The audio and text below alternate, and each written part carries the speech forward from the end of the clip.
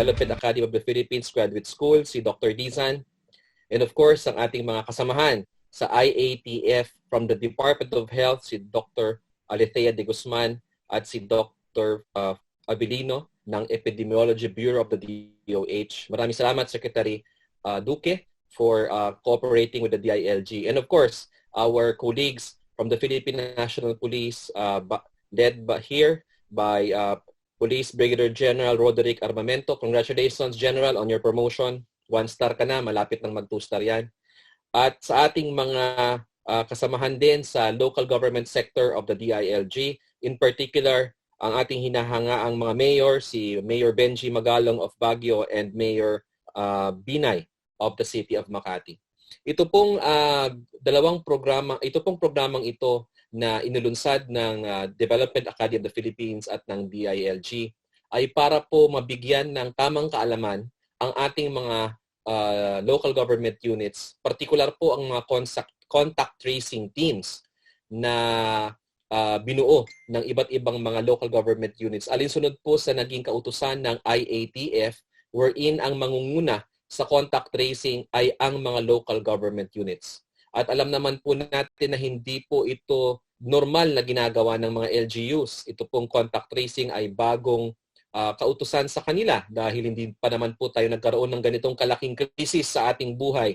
Ito pong COVID-19. So, since meron po tayong ganitong challenge ngayon na ayusin ang contact tracing sa mga iba't ibang lugar sa Pilipinas, whether you are under ECQ or GCQ, kailangan po tayong magbigay ng tamang kaalaman sa ating mga kababayan, particular sabi ko nga mga local government units, kahit din po ang publiko, para po maintindihan nila kung paano ba ginagawa ang contact tracing na yan at ano ba yung mga makabagong mga sistema o dahilan kung bakit natin kailangan gawin yan. At marami nung nagpatanong din po sa amin sa DILG, bakit ang pulis? Bakit natin kailangan isama ang pulis dyan? Hindi ba yan ay isang health concern na kailangan ay gumagawa yung mga doktor? So ipapaliwanag po natin kung bakit yung ating memorandum circular with regards to contact tracing ay isang composite team po yan na nangunguna dyan, of course, ang ating mga MESU or SESU or yung Epidemiology Surveillance Unit, no? Kahit ako rin po ay ngayon ko pa lang yan nagagamay yung ganyang mga klaseng termino at mga opisina sa ating Department of Health at sa local government units. Sila po mangunguna at kasabay din ng ating kapulisan, kasama ng mga kasamahan natin sa Bureau of Fire Protection at ang ating mga kasamahan sa LDRIMO or yung mga tinatawag na Disaster Risk Reduction Management Office at yung ating mga BERTs or yung mga barangay health emergency response teams. Ang contact tracing po ay isang malaking pilar or haligi ng national strategy to defeat COVID. Kasi nga po, bilang parte ng national strategy ay nandyan ang detect and isolate. Paano po tayo mag-isolate kung di natin madidetect? At ang detection po ang unang hakbang na kailangan nating gawin. Kaya napaka-importante po nitong webinar na ito. So again, nagpapasalamat po muli kami sa DAP for partnering with the DILG. We are honored to be partnering with you again. Magkakasama na tayo mula pa doon sa constitutional reform, ngayon naman sa anti-COVID government response natin, no? At hindi lang po ito ang only time na magkakaroon tayo ng webinar na ito. Isusunod natin lahat ng aspeto ng national strategy against COVID. At ang ating pong susunod na webinar naman ay tungkol sa testing. So paano po ano pong diferensya ng PCR test as opposed to a rapid test kit? Paano po ba magkaroon ng sariling testing centers ang ating mga local government units? Lahat po 'yan ay ating tatalakayin sa susunod na episode nitong webinar na ito. So antabayanan po natin ang mga susunod pang mga webinar. So hindi na po ako magtatagal. Again, maraming salamat po sa inyong lahat. At sana po maging matagumpay tayo sa ating gagawing contact tracing sa ating mga komunidad dahil ito po ay napakalaking ambag natin para tayo'y makalampas dito sa pinakamalaking hamon ng ating panahon, ang COVID-19. Maraming salamat po muli.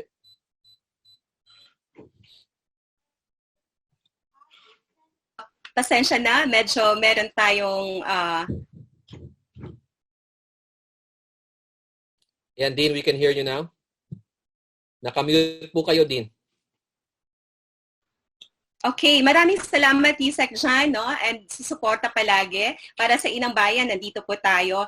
Ngayon, we will proceed doon sa ating first resource person para po mabigyan ng kasagutan yung mga tanong na pinost kanina ni Usec dyan. So, ang unang resource person natin ay mula sa DOH, sa Bureau ng Epidemiology, si Director Ferchito Avellino. Sir? Hello, good afternoon. I'm actually representing Dr. Ferchito Avellino and Dr. Alethea de Guzman, but I have with me our director, but I will be the one presenting po. So firstly, thank you for the opportunity to share. We didn't want it to be like a lecture. It's more of what has been the experience of DOH, particularly EB po, in responding to COVID, and a little bit about contact tracing po. Pero para lang din po baka kasi mabitin, we would like to inform that the Epidemiology Bureau, in partnership with WHO, is actually developing promotional and instructional videos na pwede po naming i-upload, and that people who we would like to be trained on contact tracing can access. And we're also utilizing the UP of College of Nursing and the UP Open University will be helping us in uploading a training module para po we can have online training courses that pwede pong i-certify po anyone who undergoes that training. So this is more of an information sharing po, and maybe to relate to everyone what we have learned from COVID. So let me start po by sharing the screen. May I have my screen shared? We had polio, and this is our mantra, no? So it's always integrity and excellence, and we have been in existence since 1987. And when I talk to our a bit older graduates, tanong ko nga, naka-experience na po ba kayo ng isang pandemic or epidemic tulad ng COVID? And for them nga, this is something new. This is something they've never encountered before. So just to share a bit, this is actually one slide from the Centers for Disease Control and Prevention showing what has been the large or what has been the pandemics in the past 100 years. Kung mapapansin nyo po, actually all of these are influenza viruses. No? Kamag-anak po sila ng coronavirus po natin. It's the latest was the AH1N1, yun pong swine flu. If you remember po na there was during that time we had to dispose of thousands of swines just to control this pandemic na nakaabot po sa atin. Then we have H3N2 and H2N2, which are other influenza viruses. And yung isa sa pinakamatanda was the 1918. Ito yung pinakauna sa past 100 years, which is actually the Spanish influenza, which affected in the US alone almost 700,000. And lahat to magkakamag-anak po sila ng coronavirus. Kaya kung ang isang bagay na pinaghahandaan po talaga ng mundo, we call it the Pandemic Influenza Preparedness and Response Plan. And ngayon po, nagamit po talaga natin siya because of COVID. So just to show you, what is the numbers naman of COVID in the Philippines? As of yesterday, we have already reported 7,958 confirmed COVID cases. No? A bit more than half are males. Dati po, we are reporting that the most affected age group were the elderly. We're seeing now that the most affected age group is becoming younger. It's now the 30 to 39 years old. And the focus or the epicenter of our epidemic is still in NCR. But in the other two areas in Visayas, it is in Cebu, in the Central Visayas region, and in Davao region.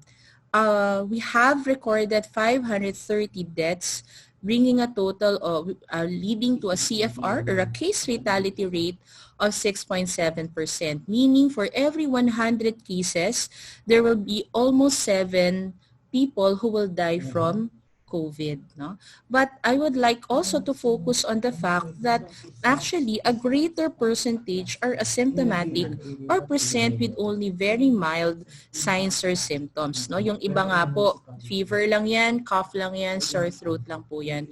And below, very few will present with severe or critical illness requiring critical care utilization or a use of a mechanical ventilator.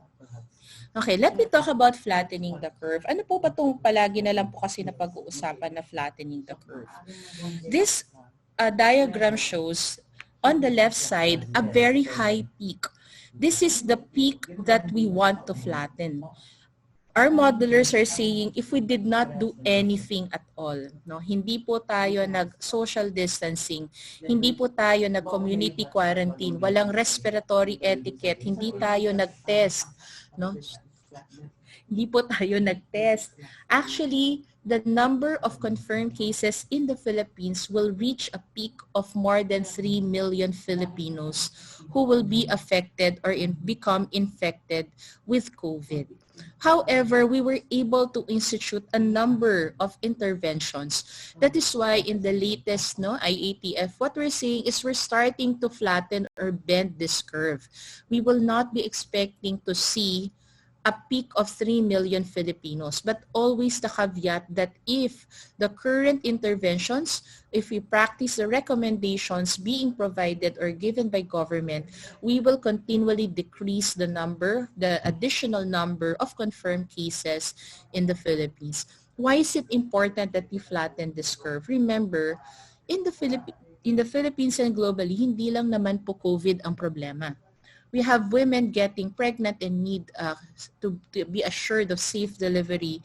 We need to have our children vaccinated.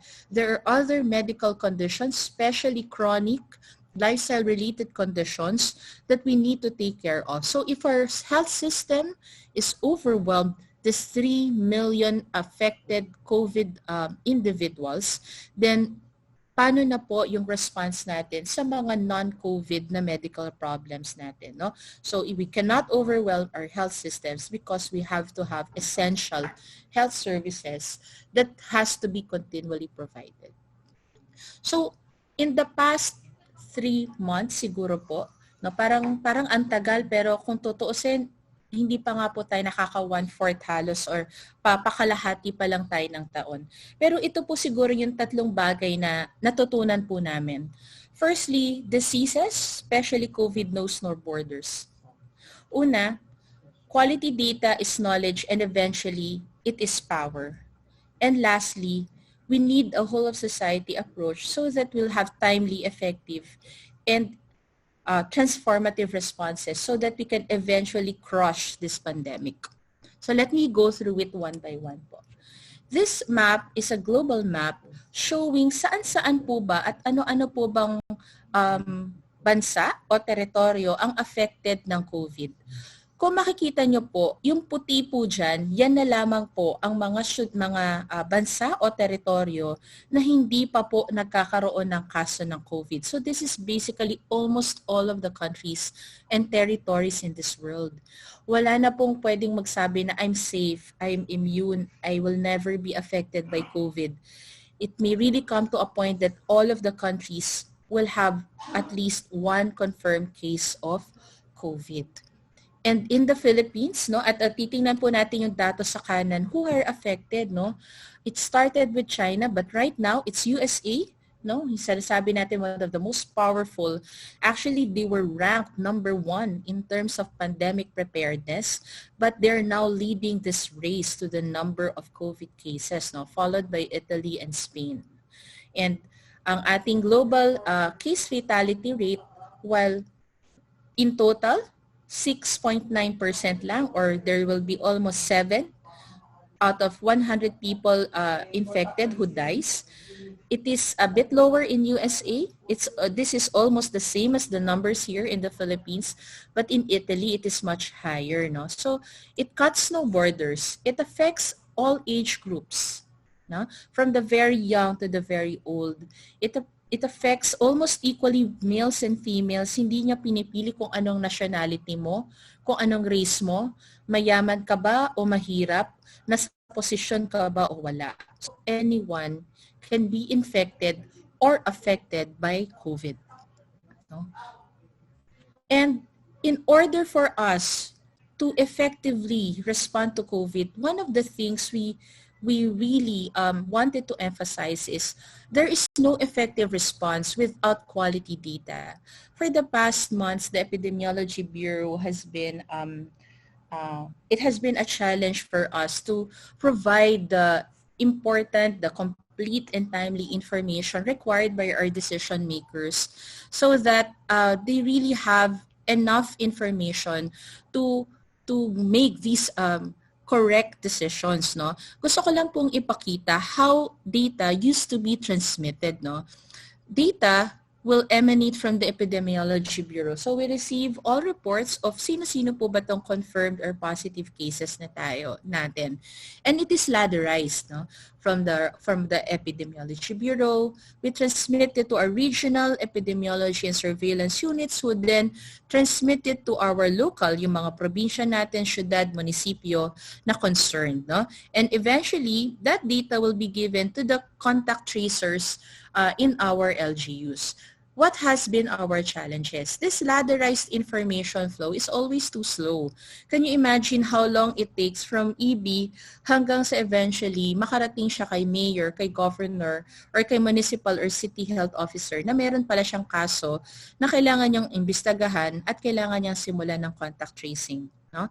And ito yung sinasabi natin, no? We focus a lot on contact tracing, but ano pong i-contact trace kung hindi natin alam kung asan po ang mga kaso po natin. We need to find them first. We need to identify saan-saan po ba nanggaling at sino-sino ang nakasalamuhan ng ating mga kaso bago po talaga tayo makakapagsimula ng contact tracing. Ikatlo, mabagal po ang paper-based information system, no? So sa mga nag-e-encode po dyan, can you imagine kung hindi po naiintindihan ng sinulat, nagmamadali yung nagsusulat kasi akala niya hindi naman mahalaga yung mga sinusulat niya. That is the reason why we'll have lacking data in taga saan ba to? Kailan ba nagsimula ang sakit niya, no? So this paper-based information system, hindi po talaga siya efficient para sa mabilisang pag-transmit ng datos na kailangan po natin. And in talking about information systems, there's so many information system. Ang mga kaso ini-encode sa isang information system or software. Ang laboratory samples, may ibang information system. So paano po kami mag-uusap? No? Kailangan mag-usap ng dalawang sistemang yun pa para po agad na makuha ng ating EB ang datos ng laboratorio. And can you imagine kung kayo po yung ospital, ipapasok nyo na dito sa system na to, tapos kasi kailangan din po ng laboratorio to. So ikalawang beses mo tong ipapasok in a different system. But actually they're asking for the same information, no? And talking about sino mag-i-encode, if you're also in a hospital, well, it is a function of the hospital to provide surveillance data. Their focus will be care, patient care po. So nagkaroon talaga tayo ng kakulangan ng mga tao who will do the surveillance work, who will encode our data, no? So kung kahit may CIF, nahanap natin ang kaso, nagawa natin ng CIF, pero kung wala pong tao, dedicated na tao, para mag-encode sa isang electronic information system, matagal po talaga ang pasok ng datos mula baba or sa mga reporting units na to hanggang sa Epidemiology Bureau. So, based on these learnings, what we have now is the COVID-19 information system, or we coin it, no, the COVID kaya na natin ito, no, na information system. Dito, pinapakita po in our diagram, wala na pong ladderized. Once our contact tracing team or our hospital who has found the case has already completed the CIF or has the information, we can immediately encode that into this information system. At yan po, sabay-sabay na po yung makikita ng different levels, no? Hindi na po mag-iintay si province sa EB, hindi na rin mag-iintay si RESU kasi sabay-sabay na po namin makikita yung impormasyon yan. In the same way that from the laboratory, may papasok na po sa Epidemiology Bureau na ito bago tong confirm case, hindi na po kailangan mag-notify ni IBI kay Resu at ni Resu kay mga Mesu at Sesu. Kasi sabay-sabay na rin po naming makikita yon at may notification system na magsasabi na, uy, Resu, may bago kang kaso. Or, uy, Manila or Quezon City, meron kang bagong kaso. That's already the trigger for our local health offices to initiate case investigation and to initiate contact tracing after said case investigation. Now, what's nice about this new system? It started with a web-based desktop system, pero ngayon po, we have a new information system na meron po siyang capability para sa smart tablets. Sorry po. Sige. By Mondays. Sorry po, sir. I will continue. So, dati po kasi kailangan may laptop ka, may desktop ka. Ngayon po, you just need a smartphone. You need a tablet. And kung yung mga mas komportable po, computer. So, kami po na-imagine natin if our local contact tracing teams or if our disease surveillance in hospitals have their own smartphones, have their tablets. In fact, they don't even need to write sa papel. Kasi pwede na po siya na diretsong ipasok dito sa sistemang to. No? So the nice thing about this system also is it collects data on 3 things. Hindi na po iba-ibang sistema. Papasok mo na doon ang datos ng kaso, papasok mo na doon ang datos ng mga close contacts ng mga kaso mo, at doon na rin po ipapasok yung laboratory sample na datos, no? At doon maa-access mo na din ang resulta ng mga laboratorio. And tayo na nag-a-analyze ng data, hindi na ako maghahanap sa iba't ibang information system kasi in that one information system, napagdudugtong-dugtong ko ang storya ng kaso sa laboratorio niya at sa datos ng kanyang close contacts. So, again, it is a swift information sharing system. And isa pa pong maganda is it can actually generate graphs already, tables. It has a dashboard, no, na pwede pong makita ng specific area, region, city or municipality, kamusta na ba kami? Ilan na ba yung kaso ko? Ilan na ba yung close contacts na nahanap ko? Sa lahat ng close contacts ko, sino na ba yung graduate? Kasi tapos na siya ng 14-day quarantine niya. At, or di kaya sa lahat ng close contact ko, sino eventually yung naging kaso na po. So mas madali po siyang makita, mas madali pong maintindihan kasi a lot of people naman po are very visual, no, when they look at or trying to present data. Ngayon, gusto ko pong balikan lang si contact tracing. Ano po ba yung, bakit ba kailangan po nating mag-contact tracing? So, in this slide, pinapakita lang po niya na actually, kung ang isang populasyon hahatiin natin, no, merong mga tao na hindi pa po infected. No? That's the white person.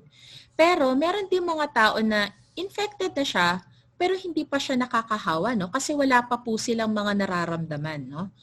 At merong mga tao na ito yung infected na siya, nakakahawa na siya, at posibleng meron na pong sintomas, no? Ngayon, dito po, tingsundan lang po natin kung itong isang tao na to na infectious na siya, pero actually hindi niya pa kasi alam na siya ay may sakit, no?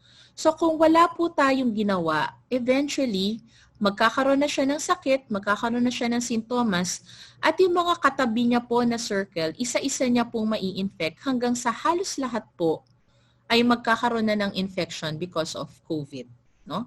Yun ay kung wala po tayong ginawa, hindi niya alam, hindi siya nag-isolate, or hindi po siya na-quarantine. Ngayon, paano naman po ito dito sa susunod na senaryo?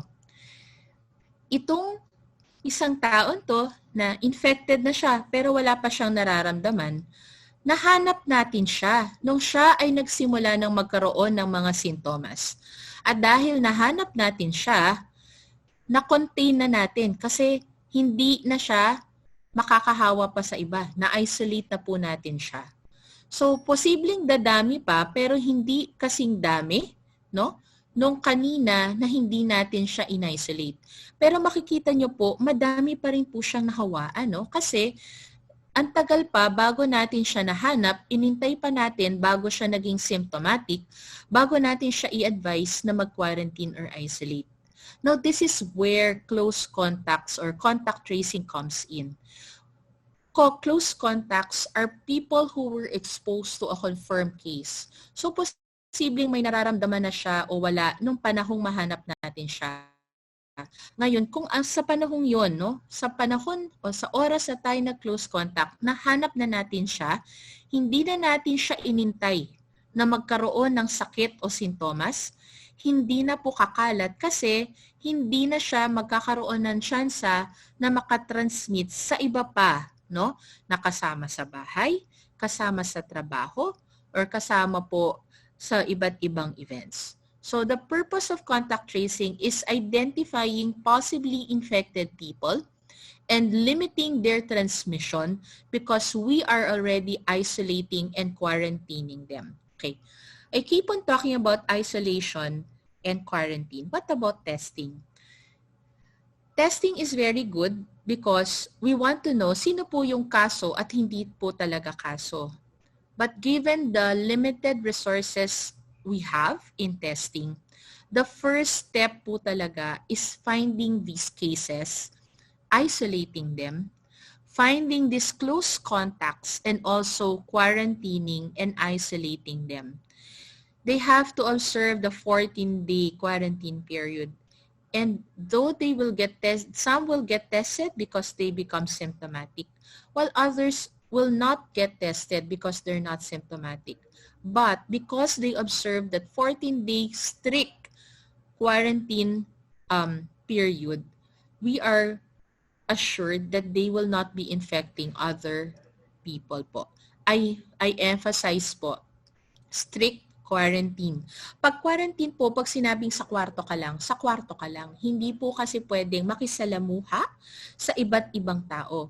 And this is the reason why we have these community quarantine facilities, or ang tawag po natin ngayon ay mga temporary treatment and monitoring facilities. Because ano po ba ang setup sa isang bahay ng isang Pilipino? Kung may 5 tao po sa isang bahay, hindi naman po 5 ang kwarto doon posible.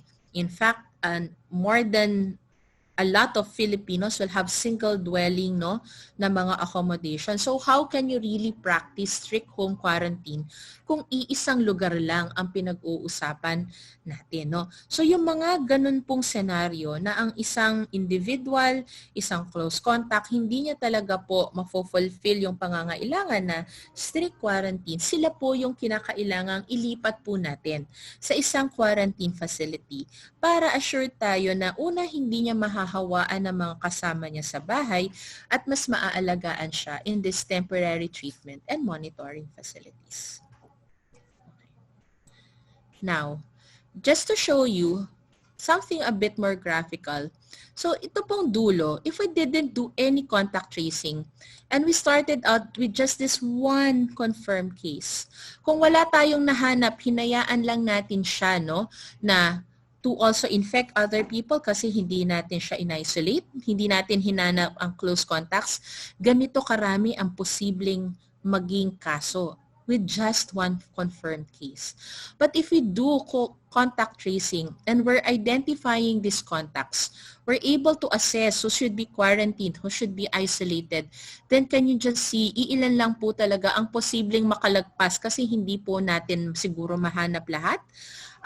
But we want to identify as many close contacts as possible so that ito na lang po sa dulo ang makikita natin na dagdag na mga kaso from this one confirmed case. So that's how important. Ayun, bakit ito po? When I have been on quarantine for the past 1 month, and it's not because of ECQ, but it's because I have also been a close contact. I was exposed to 2 different confirmed cases. And while on quarantine, and now na bumalik po kami sa quarantine, pinag-uusapan namin yung mga, you had to watch movies, you had to pass time on top of your work. Pero ang mga naging scenario namin, ano pa mga post-apocalyptic na scenario na parang COVID, no? We're talking about movies like Outbreak, this really good book, Hot Zone, about Ebola Reston, Bird Box, and sabi nga ng isa kong friend, para tayong nag-World War Z, no? So, while it is a joke, actually, parang ito yung scenario ngayon because this is, I think, I'm a 40-year-old woman. My mom is 65, but wala po siyang natatandaan na scenario na nagla-lockdown tayo. Nag-enhance community quarantine tayo. Sinarado natin ang buong bansa para hindi tayo walang makapasok, no, na infected individuals, no. And there's varying feelings of anxiety and fear, of uncertainty because of everything that's happening. And because of that anxiety and fear, no, that's when panic comes in, no, and people question what we're telling them, no. And ito po, favorite ko to, it's Contagion. If you're gonna watch an pandemic movie, I highly recommend. So, dito nga po sa movie na to, ganun na naging scenario, no? People in panic because they don't know where they should seek consult. They're afraid that they're already going to die because of COVID. Or hindi po kasi COVID ang sakit niya, pero meron siyang diabetes, may hypertension siya. So anong gagawin niya, no? How do I ensure that my family is safe? Or sabi niyo, ma'am, mag-quarantine ako, pero paano yung food ko? Paano yung gamot ko, no? So, sabi nga dito, nothing spreads like fear, no? So, ang gusto nating ipakita, while there should be fear, there should be no panic because there is trust that we are doing everything that we can do so that we can eventually crush this pandemic and will reach a point that we have flattened the curve. So, how do we do? So, this is a picture I love showing my fellows. And it's a picture I show at the end of my lecture about epidemiology. My question has been, can you imagine if there's one measles case there? And ngayon, kayo po yung tatanungin, can you imagine if there's one COVID case in that big area, that big crowded area? No? Can you imagine the number of people who would have been affected if that one confirmed case was not identified? And his or her close contacts were also not identified, and all of them were not isolated or quarantined. This is the number of people we're talking about who could have been infected. So what do we do now? So para sa amin po, this is the time for us to also remove boundaries when it comes to response. Sabi nga natin, di ba, this disease knows no boundaries. So our response should also show no boundaries. Hindi na siya health lang. Hindi na siya local government lang. Hindi na po to business lang or hospital lang. We have to work as one because symbiotic yung relationship natin. If cases continue to increase, our ECQ continues to be extended, our businesses will fail. No? Magkano po yung losses natin because all of these businesses, factories are closed. And can you imagine if farmers, food producers are not allowed to go and work? Where would our food come from, no? Magugutom tayo. So each of us a role to play while the health sector is leading the response. Hindi niya kaya by himself or herself. At the end of the day, what we're talking about here is how do we protect our communities? How do we ensure that our communities remain healthy and productive?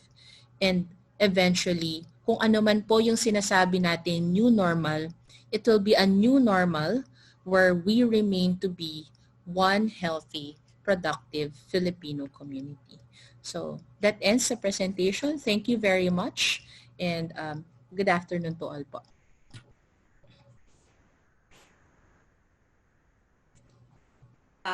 Maraming salamat, Dr. Althea de Guzman, for that very comprehensive presentation. So tatlong key points lang, no, ang ni-raise ni Dr. Althea.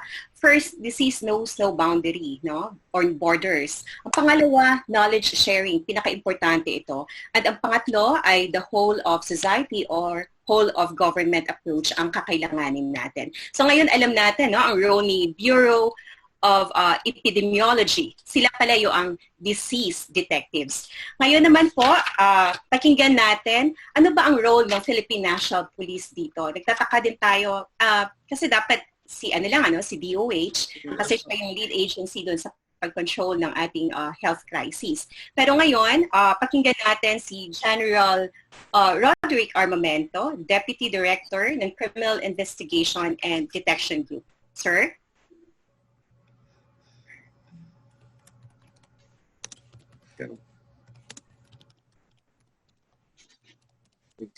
Tawag si Ram.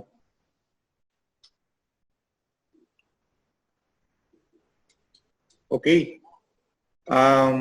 Good afternoon to everyone.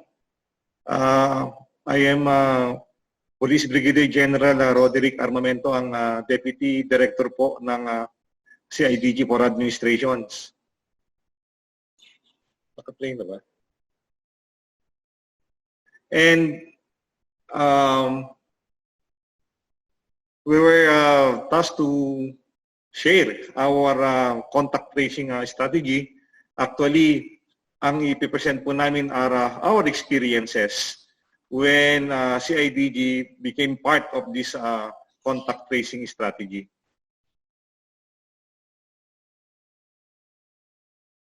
Tawag si ano? Ha? Nakikinig tayo. Si Ramos. Si Ramos, tawag mo. Hello?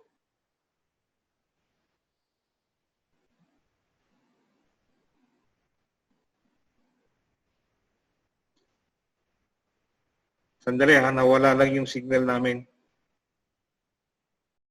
Tawagin si...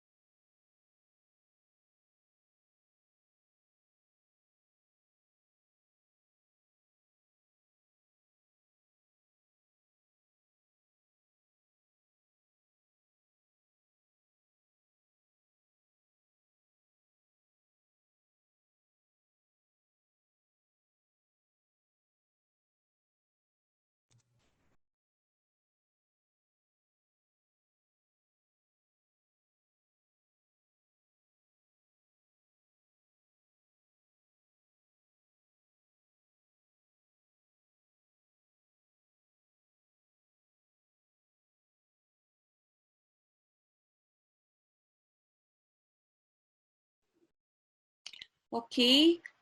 Pasensya na po sa technical glitch natin. Meron po tayong katanungan para kay Dr. Alethea. Nandyan pa po ba siya, Dr. Alethea? Or nakalabas na? Anyway, ang tanong natin ay what is the delineation of role between DILG and DOH? Who leads and who coordinates to address concerns of the LGU implementers. So ito po ay bibigyan mamaya ng kasagutan kung nandyan pa si Dr. Alethea. And for now, nagkaroon ng technical glitch ang ating PNP resource person. We would like to proceed doon kay Mayor Magalong. Mayor, are you there? Good afternoon, Lisa. Good afternoon, everyone. Hi, Mayor. Good afternoon, We would like to hear from you on the challenges that you encountered and ang innovations din na initiate ninyo and at the same time yung ways forward po natin, Mayor. Okay, sige. Before I start, I would like to greet everyone. Good afternoon. I would like to forego with the usual traditional greetings. but rest assured that all protocols are duly observed. So I have a few slides to present to you, and this is actually related to contact tracing because this is something that I shared with the Philippine National Police 2 weeks ago. And this is based on my own personal experience in the city of Baguio. If you notice, I have with me my own, our contact tracing team. This is just the technical team, and these people are supporting about 30 contact tracers composed of DOH personnel. These are doctors and nurses and members of the Philippine National Police, and specifically investigators. Okay.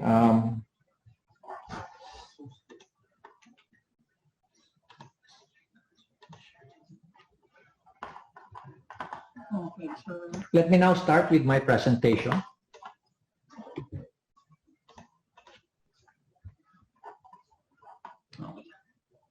Okay, this is the contact tracing methodology that we are actually applying in the city of Baguio. So here's our conceptual framework. Once we have identified a potential or a positive COVID positive patient, we immediately isolate him or her. And then if you notice, we conduct a test, or we have for a potential or for a possible suspect, and then we trace, and though it goes through a cycle. If you notice, it's identify, isolate, test, and trace. Why is it so important to test someone who is suspected of being either he's a PUI or is a suspected or a possible COVID-19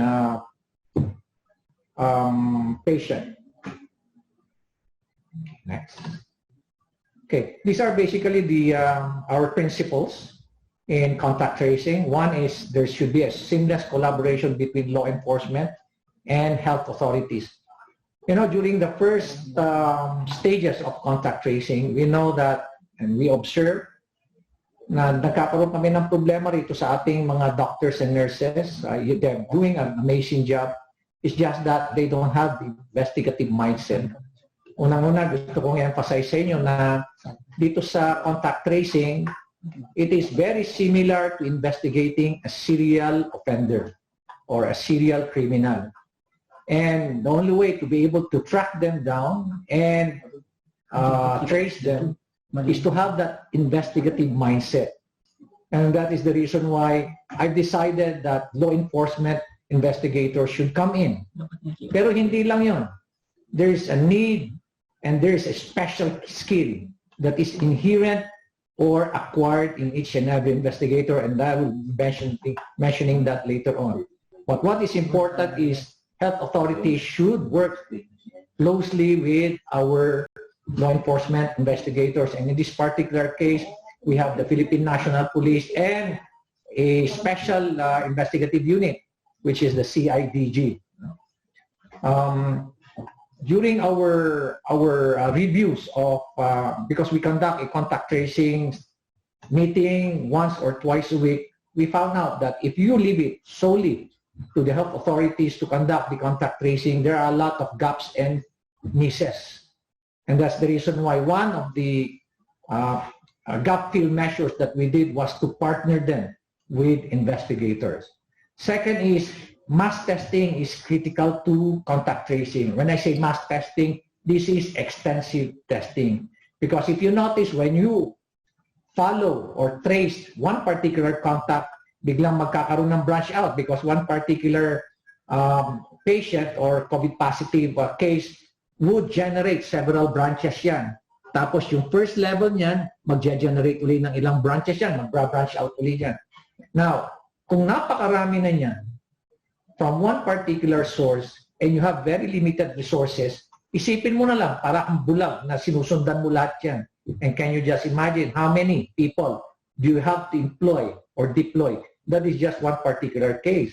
And that's the reason why we need testing. And in this particular case, dahil very, very so difficult for us to acquire yung mga PCR test kits, ang ginagamit namin are rapid test kits. Mas madali, na-eliminate namin kung sino dapat ang eliminate dyan, tapos nasusundan namin kung sino yung mga positive case. It doesn't mean that kung positive yung sa, I just would like to emphasize na if the rapid test shows a positive result, it does not necessarily mean or eventually mean that the guy is a COVID positive patient. It just shows na meron siyang antibody. Pero during that time, at least malalaman na namin kung sino yung itetest na namin ng PCR. At ma-eliminate na rin namin kung negative na, at least hindi na namin susundan yung branch na yon. Another basic principle is transparency enhances contact tracing. I would like to emphasize so much on transparency.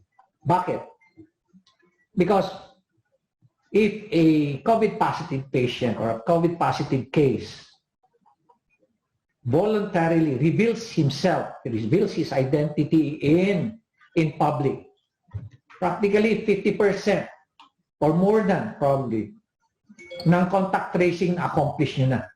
Dahil yung mga makakarinig, makakabasa, makakaalam, immediately they will go on self-quarantine. And they will even report to the authorities that they have a certain interaction with the COVID positive case. Another is cognitive interviewing skill. And this is a key to efficient collection of information. Not all investigators have this particular skill. This is a 14 days training that we do in the Philippine National Police. And when I was in CIDG, we conducted the first cognitive interviewing skill. And many of our investigators in CIDG have already undertaken itong skills training na to. It's a very special skills that helps. It's something deliberate, it's something planned, it's something focused, and it helps an investigator to assist a particular interviewee recall incidents that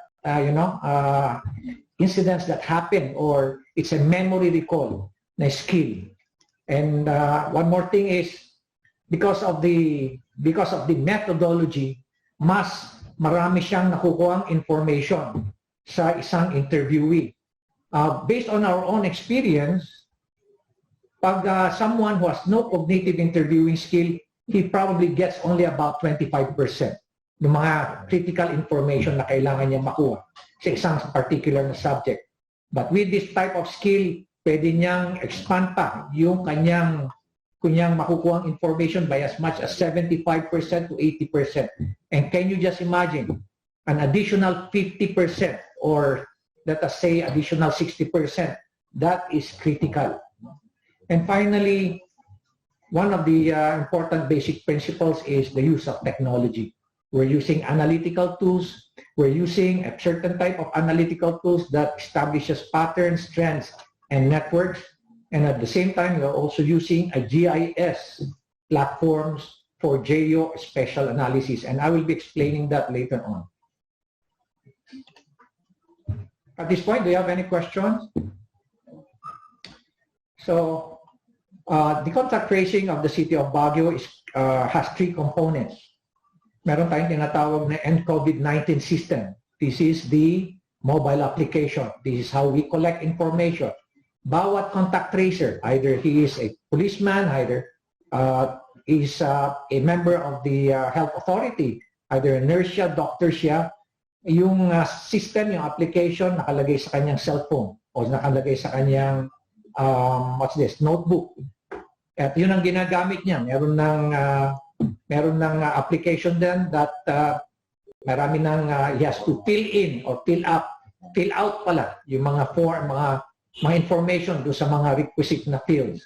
And then of course we have this I2 analysis that we use, and it was developed by IBM. This is a very, very crucial and very critical ito na investigative tool.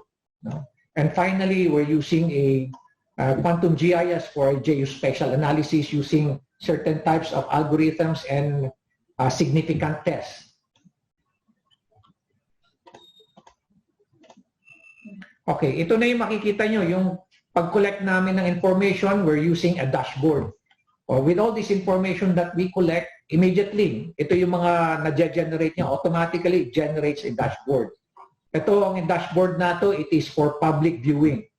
So we're very transparent, aside from the fact that we're transparent so far as disclosure of our COVID positive patient. Ito naman, we're very transparent so far as the situation that City of Baguio is concerned. So immediately nakikita yan, no? And you can actually click at punta lang kayo dun sa site namin. Okay, next.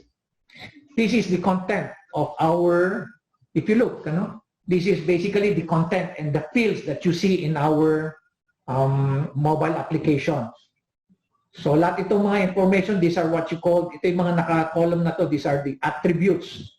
Technically, yun ang term doon. These are the attributes or the fields that you need to fill out. So makikita mo, ang dami niyan.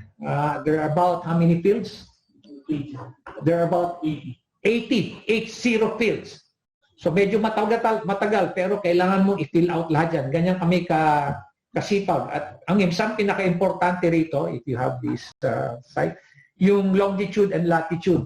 Because these are geolocations. Kailangan namin ma-determine kung saan sa mapa ang exact location nung bahay nung COVID positive case. Again, this is a history. This is again part of the system that generates yung history mismo ng isang particular na case. Nakita nyo rito, isa sa pinaka-challenging namin na case is itong Sky Rosemary Cantong. Dahil she is a street sweeper, at the same time, naglalabas siya, and at the same time, naglilinis siya ng bahay. Can you just imagine ilan yung naging direct contacts niya? So isa siya sa pinakamahirap.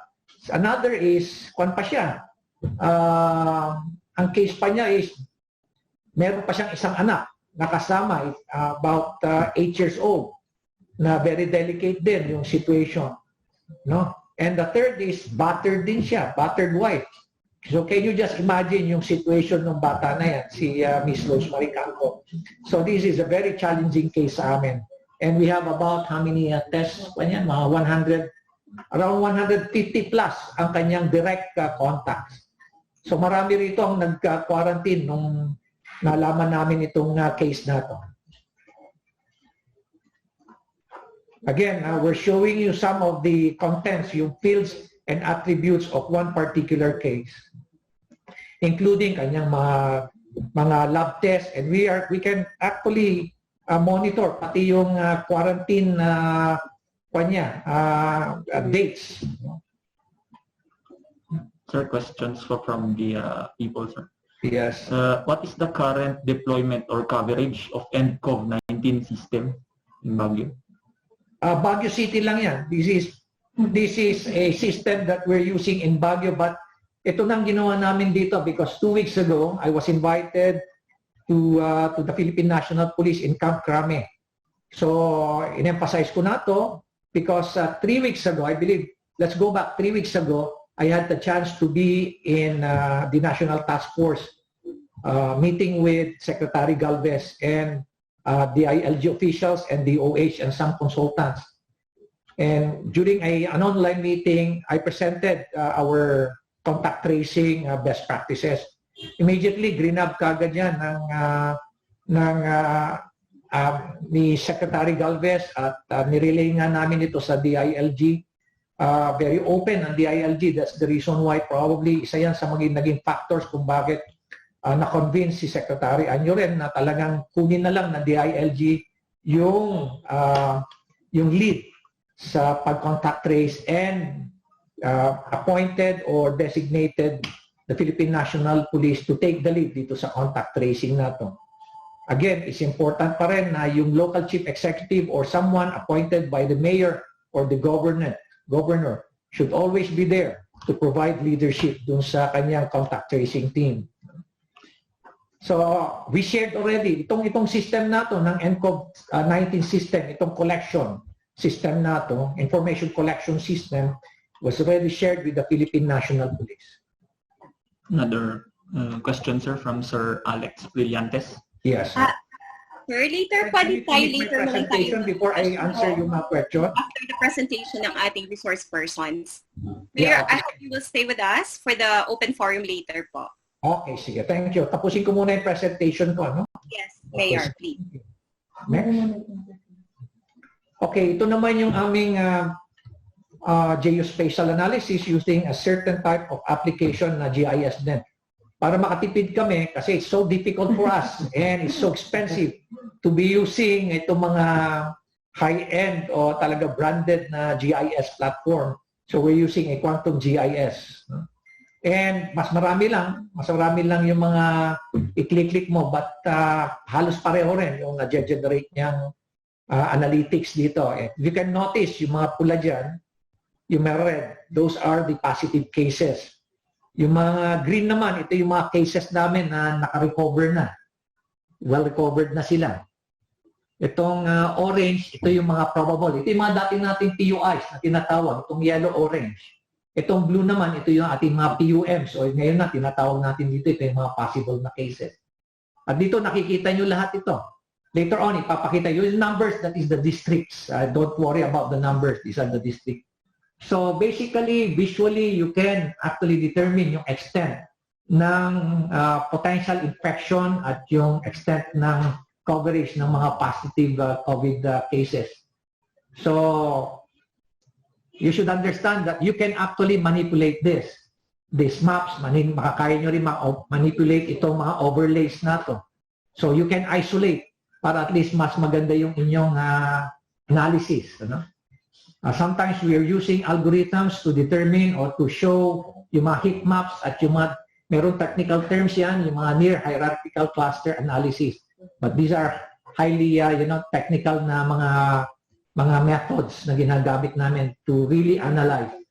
In some cases, the reason why pag nagkaroon ng isang insidente sa isang barangay, for the next 2 to 3 days, automatic namin, we have a methodology that we follow. We immediately lock down yung barangay na yon. And after that, lahat ng mga PUIs niya, PUMs niya, yung mga probable suspected cases, immediately, we do the contact tracing, iplap-lap namin dito sa mapa. Dito namin makikita sa mapa kung do we really have to lock down the entire barangay o yung purok lang na lugar na yon. Isa rin yan sa nagagamit namin para for decision making. Okay, next. Okay, this is basically the capability of the quantum GIS, no? Geospatial analysis. It helps us capture. You should understand that each of those buttons, each of those icons, you can generate din yung mga attributes, background ng bawat person na nakalagay dyan, nakareflect dyan. Tapos, ang maganda rito, nakakapaglagay ka ng overlays. These are series of overlays for better analysis. And finally, you can actually visualize yung data in relation to the geographical location. Okay. Next is, ito naman ang gusto naming ipagmalaki rin. Ito yung investigative tool na ginagamit namin. And if you can just imagine, in one particular case, you can see how many contacts. Madidetermine mo dyan kung sino yung mga direct contacts niya, first level contact, and at the same time, sino yung contacts, yung mga first level contact, and then the third level contact. Any human mind cannot process this information. Napakahirap i-form to. And that's the reason why you need technology to analyze all of this. Isa lang ito sa nakikita nyo. Lalo pa kaya kung yung from one positive case to another positive case, makikita nyo yung link. Okay, so basically, this is one way of determining yung mga gaps and misses that we see during our first initial stage of contact tracing when we were just utilizing our DOH personnel. Ito, nakita nyo to, this is something a bit complicated. You see 3 positive cases na if you're just doing it manually, hindi mo makikita yung relationship. Pero with this technology, it immediately identifies yung link bawat positive contact patient. So I would like to So that ends my presentation. I just would like to emphasize to you that we have already shared this with the Philippine National Police. This system, we developed this when I was in CIDG, and at the same time, itong system na to, when I was designated as the number 3 man in the Philippine National Police, itong system na to, ikinalat na natin sa mga field offices natin at sa lahat ng mga field offices ng CIDG. So itong I2 analyst na to, this is a very expensive software, pero marami na sa CIDG field units ang merong system na to. So all you have to do, yung mga local government units, all they have to do is get in touch with CIDG. Yung quantum GIS na geospatial analysis, meron tayong nilagay na rin na to. We were able to develop this when I was in the Philippine National Police. And again, ito yung related ito sa CIRAS, yung Crime Information Research and Analysis System. Again, I would like to emphasize na yung CIRAS records crimes. All you have to do is change it, and then this time, all you have to do is record infection and yung mga PUIs o yung mga PUM. So all of these systems are inherently in the Philippine National Police. So yung mga local government units, ulitin ko, all you have to do is get in touch with your chief of police at kaya na nilang gawin ito. Maraming ironically rin, marami rin nakalimot. Because again, when you talk about technology, this is always leadership driven. So sometimes may mga commanders tayo sa PNP na sometimes walang masyadong interest sa technology, nakakalimutan. Pero marami na rin tayong mga Philippine National Police na mga leaders dyan na they are very much enthusiastic when it comes to technology. So itong mga system na to, they were able to sustain it. So maski na makalimutan yan, nandiyan pa rin yung mga system na yan sa kanilang mga hardware dyan sa Philippine National Police. So I'm ready for questions. Thank you very much.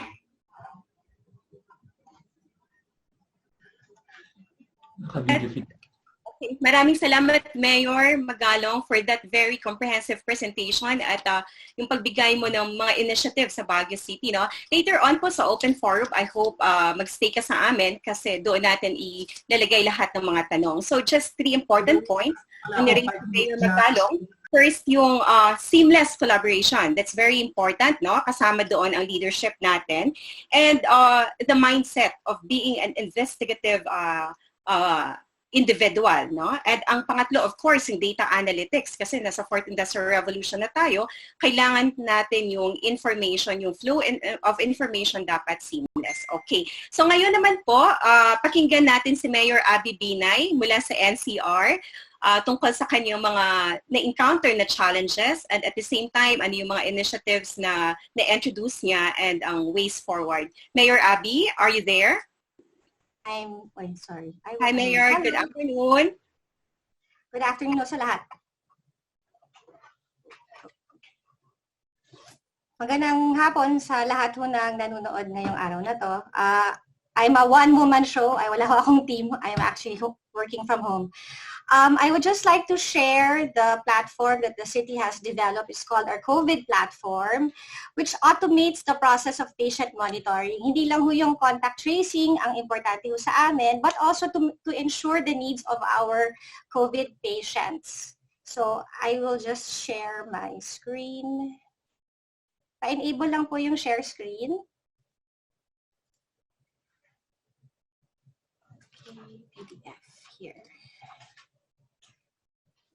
So, okay na po yung yung slide.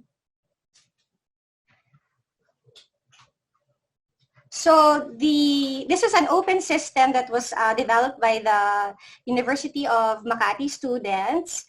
So, ito po ay automate or digitizing our case investigation file. So, ang maganda po dito, yes, tama po yung, maganda po yung presentation ni Mayor Magalong. Meron po rin tayong dashboard. Meron din po tayo ng dashboard, meron din po tayo ng analytics, meron din po kaming ginagamit na map. Hindi ho GIS ang ginagamit namin, but actually leaflet ho yung ginamit namin. So, dito po, daily minamonitor po yung ilan yung usual, ilan yung confirm, ilan yung na-recover, ilan yung death, ilan yung suspect. So, this is the dashboard that we currently have, as well as the analytics on the age groupings, ano yung barangay, ano yung gender. So, eto po yung distribution sa mga barangay. And this is how our patient profile looks like. So, yung sesu po namin, ilalagay yung pangalan, yung profile po ng pasyente, lalagay po lahat yan, and the patient profile looks like this. The nice thing about the case investigation profile, nakalagay po dito yung travel history, kung nagtrabaho ba siya abroad, kung sino saan siya pumunta, ano yung mga tests na gawa sa kanya, ano yung mga simptomas niya.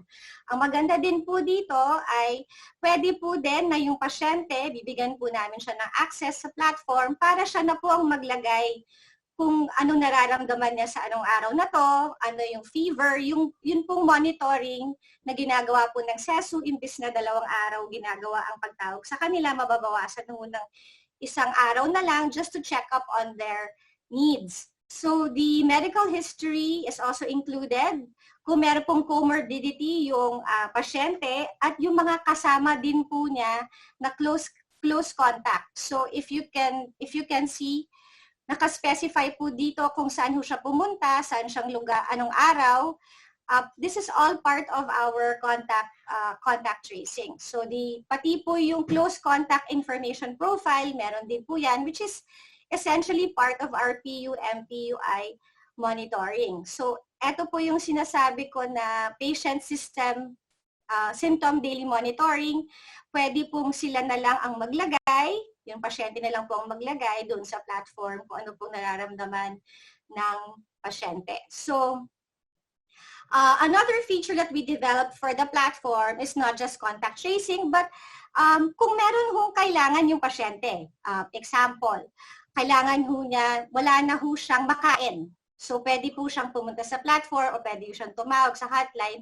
And we have a dispatching page. So, ito pong dashboard, may access po yung aming DRRM, meron po yung logistics committee po namin when it comes to kailangan ho ng pagkain, kailangan ho ng, meron ho siyang request for swabbing, tapos meron din po yung aming portion po ng solid waste kasi pati po yung waste ng ating mga pasyente na nag-home quarantine ay iniintindi din po namin yan. So like ito po yung support group dashboard namin. So kung napadalahan na request, na-process na ba, nabigay na pati po ba ang gamot nila. So hindi lang po yung simpleng pagtitrace ang focus po ng aming platform. So the nice thing again also of this platform is it has it is an open API. Ano po yung open API? Open Application Programming Interface. Kung meron pong bagong programa, for example, ang DOH, madali po namin i-integrate yung application na ito dito sa aming COVID platform. Ang maganda din po dito sa COVID platform because it's an open source system and it is also developed by Makati, pwede po namin yan palitan, pwede namin po yan dagdagan, pwede namin po yan bawasan. Very, very flexible yun po naming COVID platform. So, the development of the platform was March 31 lang. So, 1 month po namin ginawa itong COVID platform na to. So, hopefully po, this will really expedite. And you have to remember yung volume po ng minomonitor namin. We have over 300 plus positive patients. We have a population of almost 1 million people. So mahirap po kung mano-mano, kung hindi ho digital. And this will really help and expedite and simplify yun hong trabaho ng aming SESU na sobra yun pong loaded na ngayon po madali na pong makikita and it's also easy. I think the reason why major Mayor Magalong and I are believers of technologies. It's supposed to give us easy access to data. So we will be able to make decisions quickly and effectively.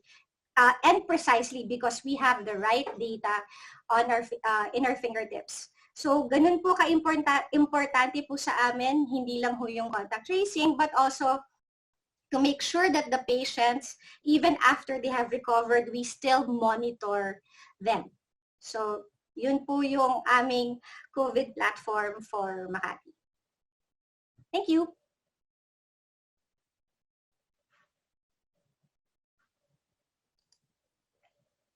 Mute ako. Okay. Maraming salamat, Mayor Abby, for that remarkable initiative sa Makati. No? Once again, ay in-emphasize ni Mayor Abby, katulad din sa in-emphasize ni Mayor Magalong, ay ang importansya ng digital transformation dun sa manual na system. So ngayon, they can make accurate decision based dun sa tatawag natin na data analytics. Okay, maraming salamat. Balikan po natin ngayon ang ating resource person from the Philippine National Police, si General Roderick. Sir, are you still there?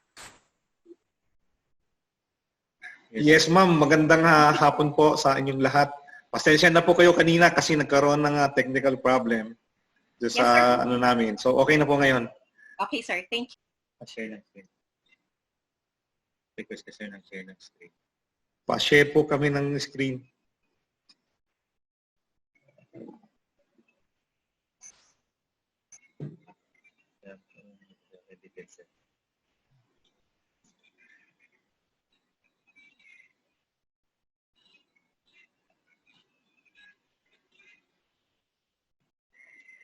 Okay. Once again, magandang hapon po. For the part of the Philippine National Police CIDG, ito po yung si-share namin sa inyo insofar as the contact tracing strategy is concerned. Number one, yung pong Wuhan, Cebu, Dumaguete, Manila flight experience namin. Kasi nga po, kami po ay naatasan na tumulong sa Department of Health noong panahon na hinahanap natin yung mga nakasama nung dalawang couple na nagbiyahe from Wuhan to Cebu. Afterwards, i-share din po namin yung ginawa namin dito po sa contact tracing insofar as the Camp Crami-based personnel is concerned at yun pong reverse contact tracing na right now ay ginagawa namin. Ito po yung sequence ng presentation namin and our references. Okay. If you will recall, noon pong February 5, ang inyong pong Philippine National Police sa CIDG ay na-request po ng ating butihing secretary ng DOH na tulungan sila in the conduct of contact tracings nung pong mga pasahero na nakasama ng dalawang Chinese couple na nagpositibo po doon sa 2019 na novel coronavirus that time. Now is COVID-19. Alam niyo po, around 331 passenger po ang at yung crew ang hinanap natin sa pakikipagtulungan din po ng Department of Health, yun pong ating reso. So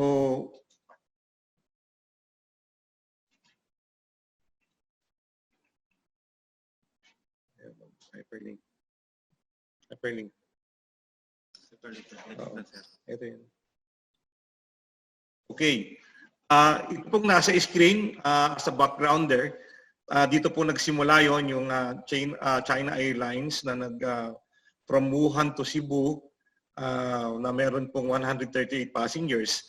Ito po ay ang nag-contact trace po nito ay ang ating pong kasama sa DOH sa Reso. Yung pong dalawang domestic flight, yung Cebu Dumaguete and Dumaguete Manila, ito po yung nabigay na assignment po sa inyong CIDG noong pong January 21 and January 24. Bago po kami nagsimula dito ay very challenging din po. Nagkaroon din po kami ng orientation from Dr. Gabino and Ma'am Pamintuan. Nag-create po kami ng communication center. Nag-establish po kami dun sa NCR CIDG conference room at pumili po kami ng mga communications officers na siyang magsasagawa ng contact tracing. After the orientations, pagkatapos po ng mga protocols na pinaliwanag sa amin na itatanong natin doon sa mga pasahero, ay kaagad-agad po kami nagsimula ng contact tracing. At doon nga, out of 61 passenger, doon po sa Cebu Pacific, yung Cebu Dumaguete, 3 po doon ang napag-alaman natin through contact tracing na meron pong manifestations. Meron pong signs and symptoms na merong ubo, merong nananakit yung kanyang lalamunan at merong nahihirapang huminga. Yun po ay kagad-agad nating pinagbigay kaalaman sa ating DOH Reso. At yun naman pong Dumaguete to Manila flight na 132 passengers. Yun nga po, we were given 48 hours para ma-locate po itong kung nasaan na po yung mga pasahero nito. At fortunately, nakapag-establish naman po tayo ng contact sa kanila. Even in the middle of the night ay talagang hinabol po namin kasi nga time is of the essence at kinakailangan nating malaman kung yung mga whereabouts nila, yung locations nila. At alam nyo po, out of the 132 passengers, 3 po doon ang nagkaroon ng signs and symptoms at kagad-agad po yun ay nadala sa mga ospital dito po sa Manila. So out of that figure ay 6 po yung ating napigilan na napagsabihan at naasistihan na ilagay sa quarantine facilities para hindi po kaagad kumalat ito pong transmission na ito. So dyan po, from there on, dire-diretso na po kami hanggang sa makuha na po namin lahat itong mga passengers na ito at yun po ay tinurn over namin sa DOH sa Reso through Dr. Gabino. Now, dito naman po sa Kamkame, gusto rin po namin i-share sa inyo yung best practice na nagawa namin. Nagkaroon po kami ng Admin Support to COVID-19 Operations Task Force o yung ASCOP. Inactivate po natin ito. Specifically, nagkaroon po ng Contact Tracing Task Group. Ito po naman ay dedicated solely dun sa mga kasamahan po natin na nagkaroon po ng positibo o na-expose po sa mga person under investigations. Yun pong DIDM and CIDG ang naging secretariat po nito at doon ay inatasan po namin ng respective administrative officers ng iba't ibang units o opisina dito po sa loob ng Kamkame na siya na po ang maging focal person o contact person namin in so far as the contact tracing is concerned. At every offices ay nag-organize na po ng contact tracing teams. So ang Kamkame para pong naging isang malaking barangay so that once and for all, yun po mga na-test natin through rapid testing na nag-positibo ay kagad-agad nating i-contact trace sa pamamagitan po ng mga teams ng bawat opisina. At siya nga po pala, ang aming pong CPNP ay nagbigay ng kautusan na from there on, ni-require po namin ng bawat polis na magkaroon ng daily diary. Bawat isang pulis po ay araw-araw ay nagsusulat ng kanyang mga nakasalamuha, nakausap, naging malapit ang kausap, 1 meter distance, so that maging reference po namin ito.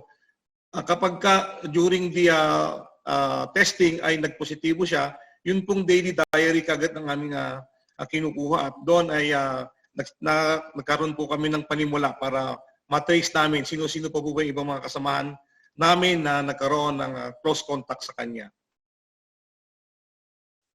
Ito po yung contact tracing flow chart na kami lang po yung nag-devise nito. Sa tulong po ng health service namin ay sila po yung nagbibigay sa amin ng data doon sa mga tao, sa mga kasamahan namin na nagpositibo.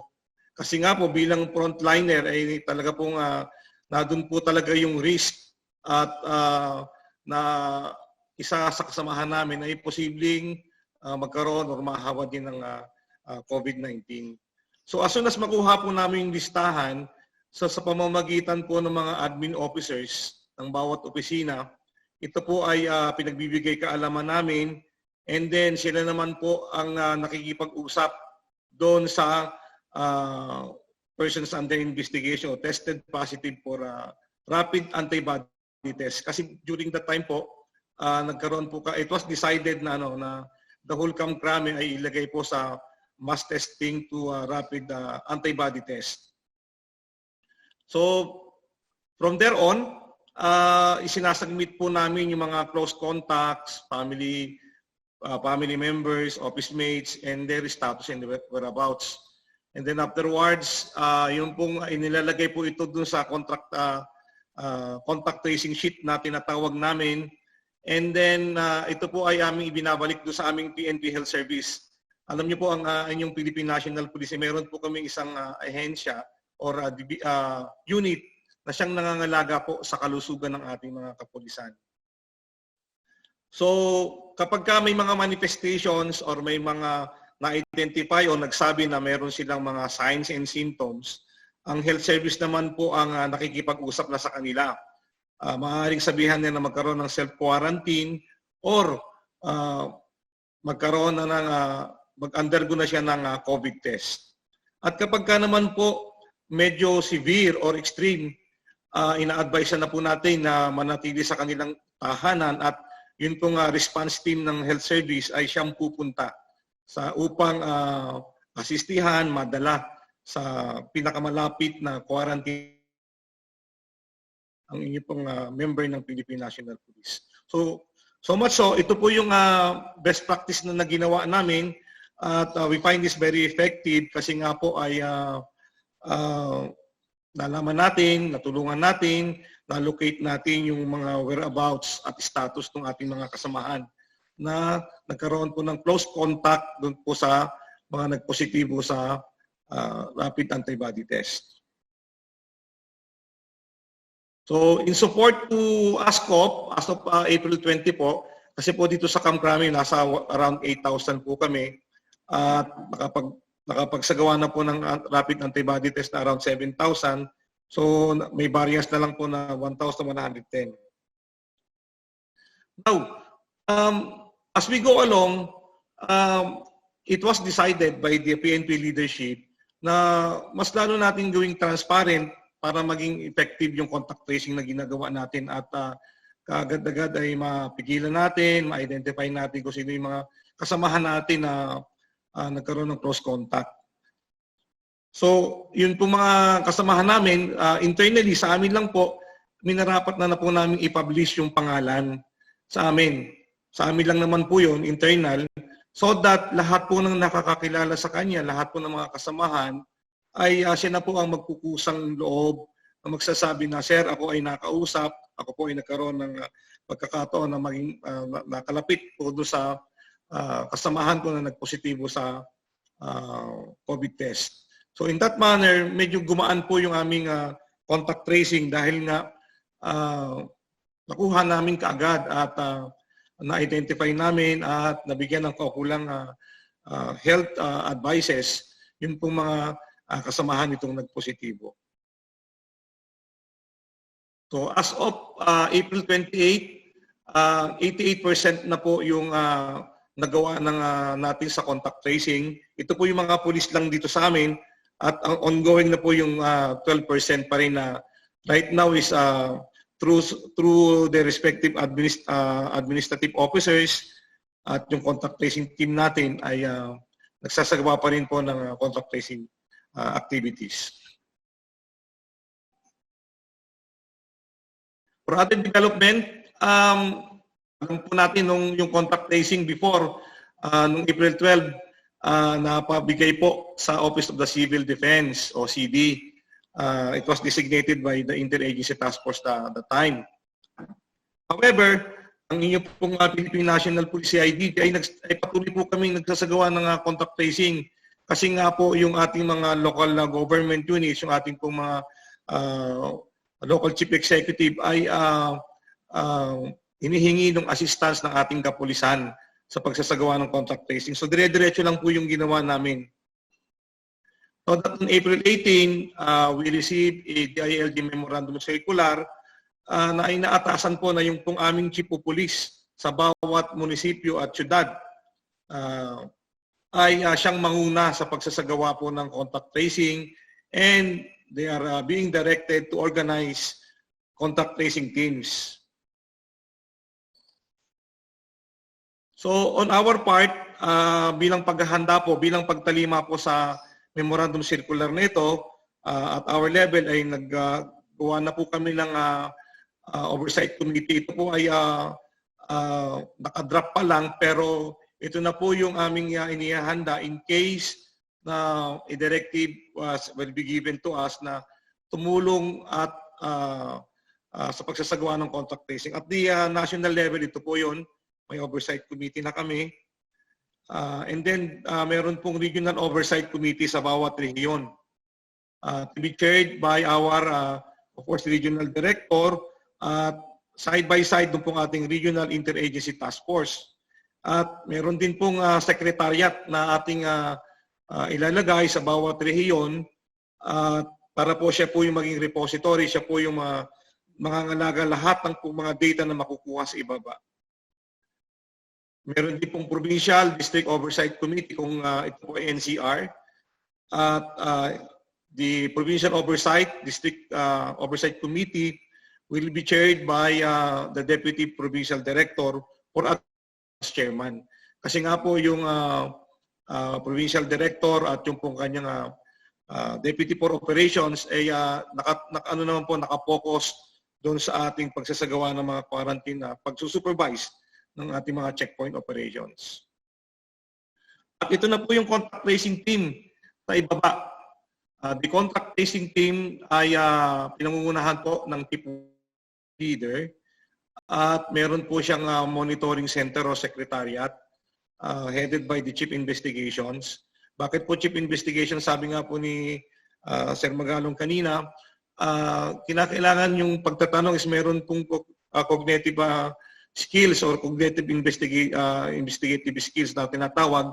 Hindi lang po gagamit ka lang ng mga questionnaire, kundi dapat meron din pong human factor din. So that once and for all, makuha mo ang loob ng kinakausap mo at ibigay niya yung mga data na dapat mong kinakailangan.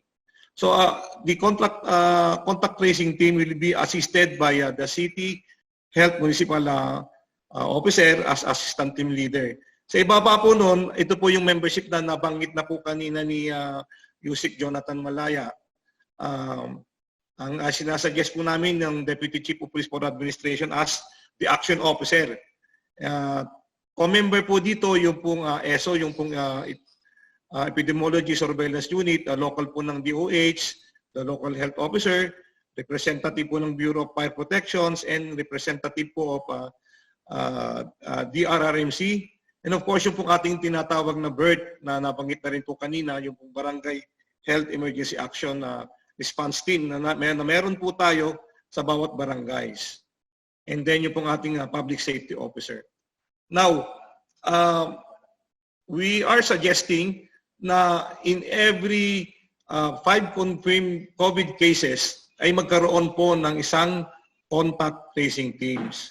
So that ito po ang magsasagawa ng identification, ng listing, and then follow-up doon sa patient X o yung pong nagpositibo sa COVID test. So in every 5 confirmed COVID test patient ay meron po tayong isang contact tracing teams.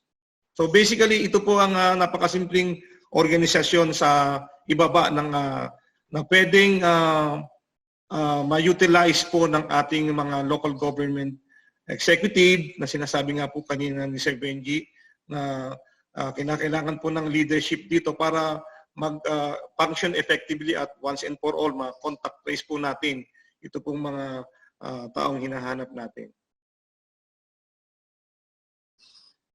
Ito po yung flowchart. Actually, in-emphasize lang po namin but ito po ay nandun sa memorandum na binigay ng DILG. For the flowchart, isi-simplify ko lang po. Preparation, number 2 is contact tracing. The actual test, And then yung pong number 4, yung isolations, and then reintegrations.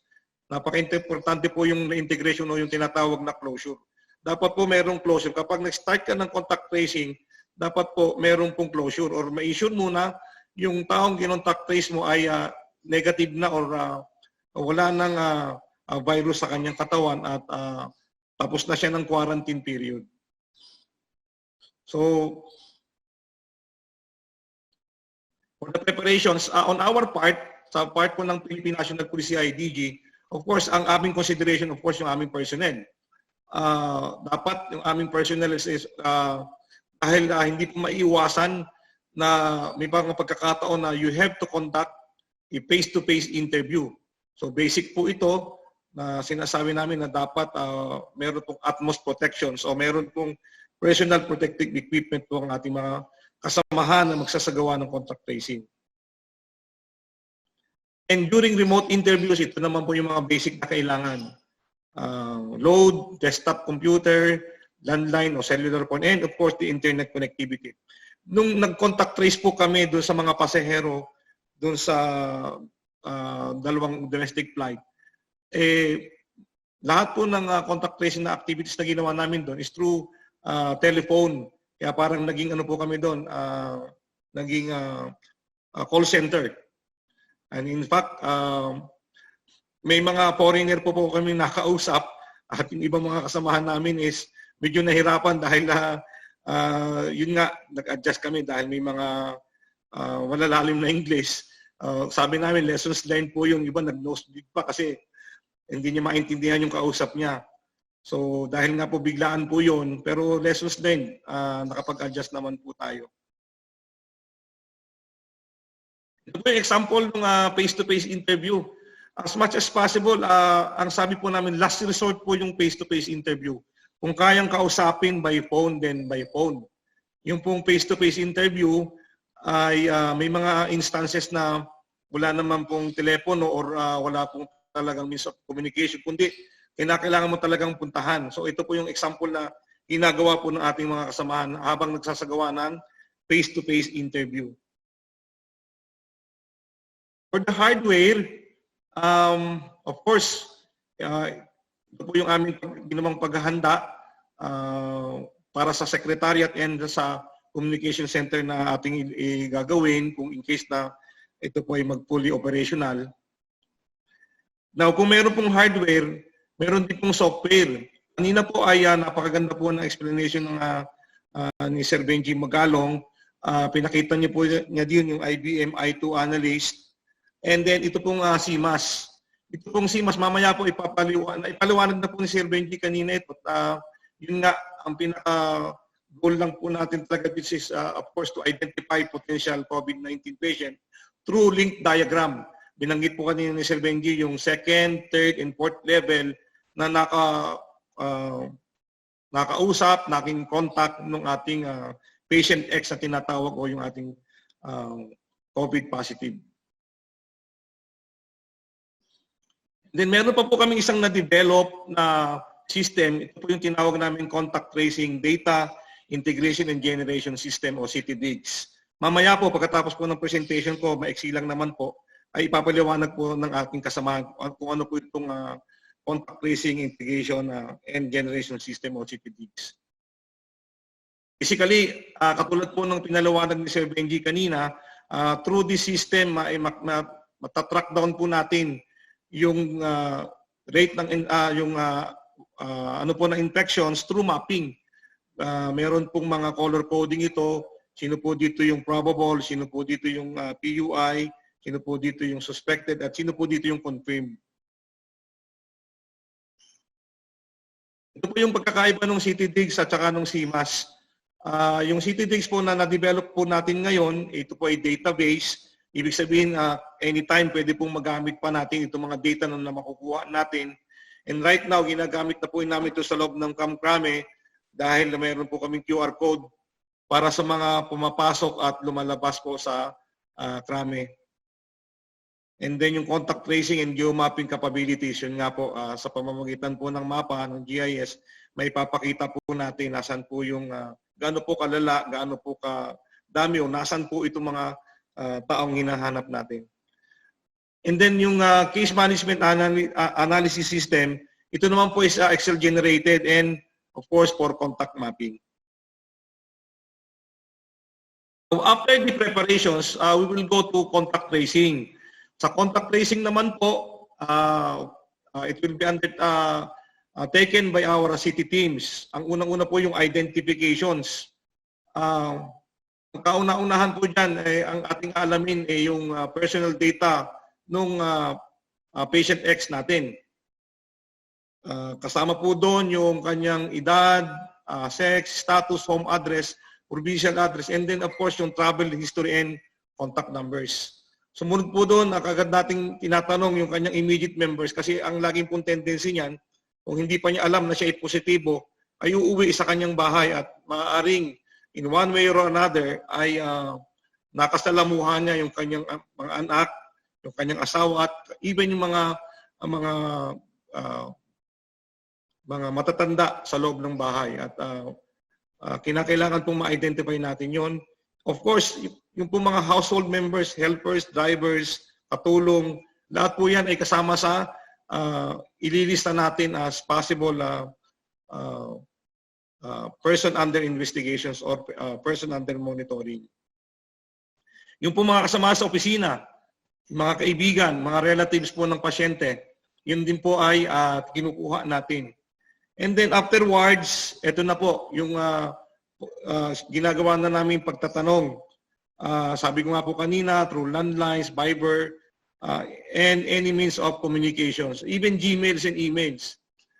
And then sabi ko po, last po yung personal or face-to-face contact.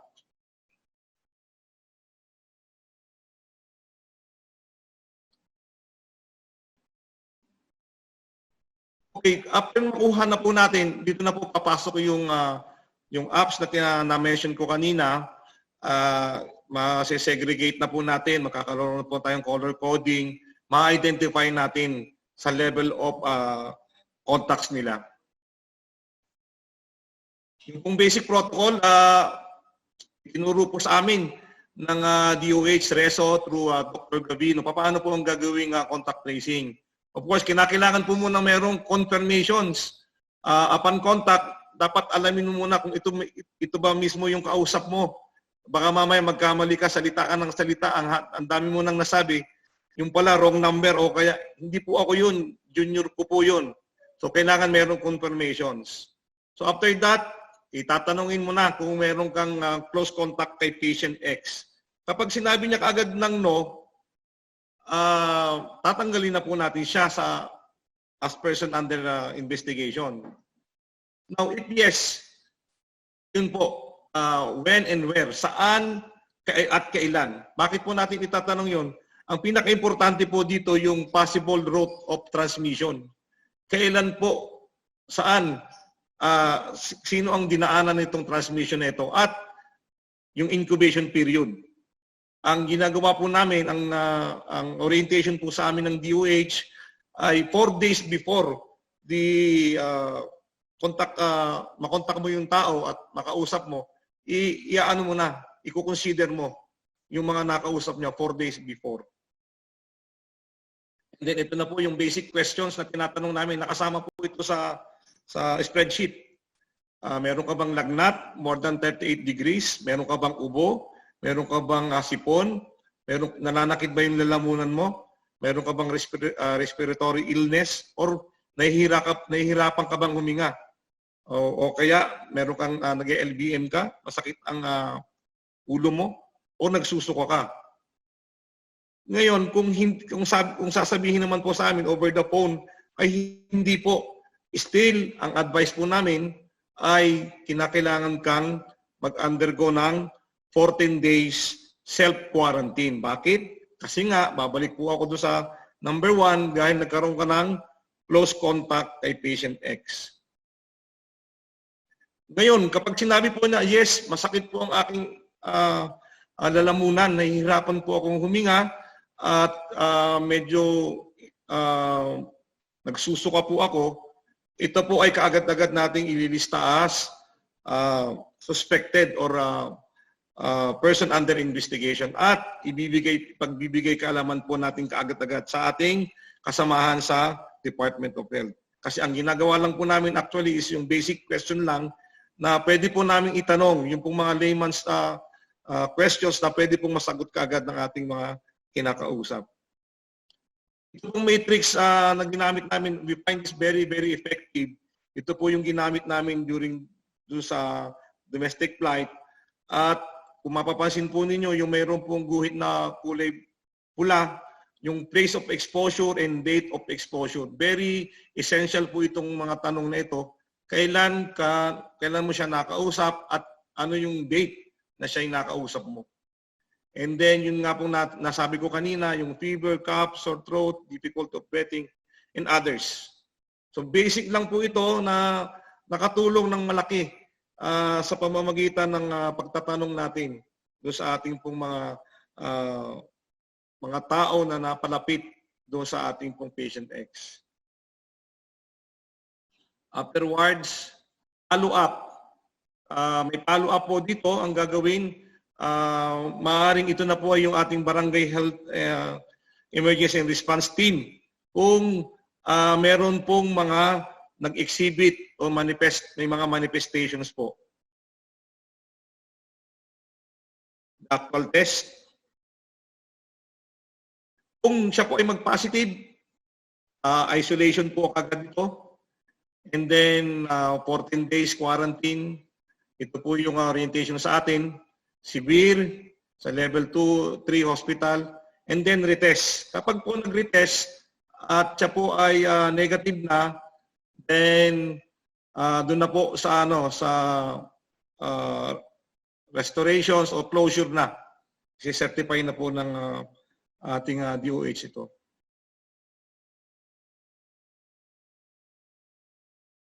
Now, kapag po during the retest, sinishare ko lang po ito, although it should, ang talagang dapat pong magpaliwanag po nito ay ang kasamahan natin sa RES or sa DOH. Kanya lang po na-orient po sa ating mga kasamahan. Kaya kami pong taga-CIDGs medyo aware na po dito sa flowchart ito. Dapat po nating malaman din.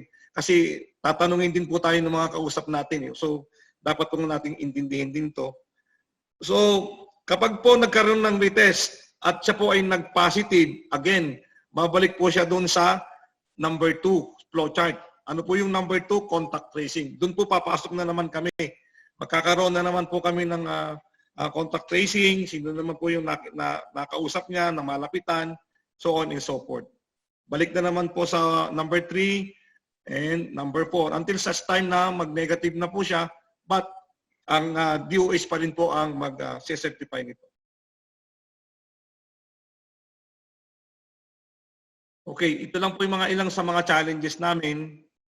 Of course, ang talagang ultimate objective po natin is magkaroon po ng 0 cases of COVID-19. So in a nutshell, yan lang po yung mga experience ng natin sa Philippine National Police. And right now, sa mga regional police offices po, meron na pong mga gumagalaw po yung ating mga kasamahan. Dahil nga po, they are being requested by the local government unit to assist them sa contact tracing. Again, maaari po magtaka kayo or bakit CIDG, bakit police?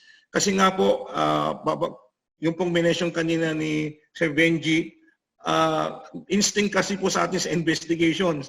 Ang sabi po nga po sa amin, kapag sasagawa ka ng pagtatanong, dapat you should be sympathetic. Dapat ilalagay mo yung katatayuan mo doon sa pasyente so that makuha mo lahat ng mga data na kailangan. So in a nutshell, yan lang po yung ma-share po ng inyong pong Philippine National Police, particularly yung CIDG. Maraming salamat po.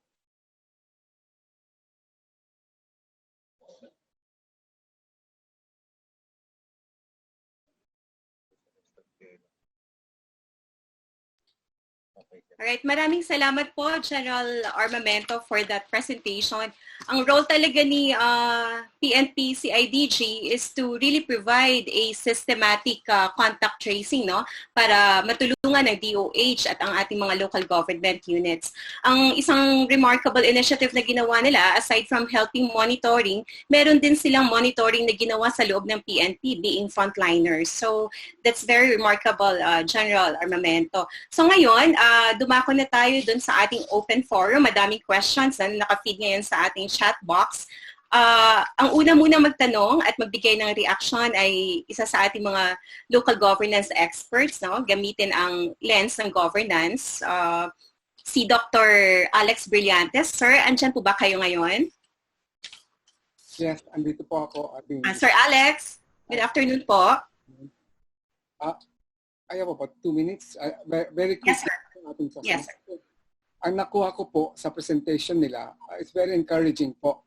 4 points lang po as far as I'm concerned. Presentation of Usec Malaya, of course, Dr. De Guzman, and of course our 2 mayors. I love my mayor so much. I'm from Baguio. And of course, our colleague from DILG. Anyway po, unang-una, contact tracing is just, it's really a very, very governance thing. It talks about the importance of the whole of government. Nabanggit ito ni Usec Malaya, nabanggit ni Dr. De Guzman na seamless po, na hindi pwedeng isang actor lang po. It's national, local, through their, let's say yung COVID, kaya natin to. Ang ganda-ganda ng programa po, national government drawing the direction, but local providing the implementation.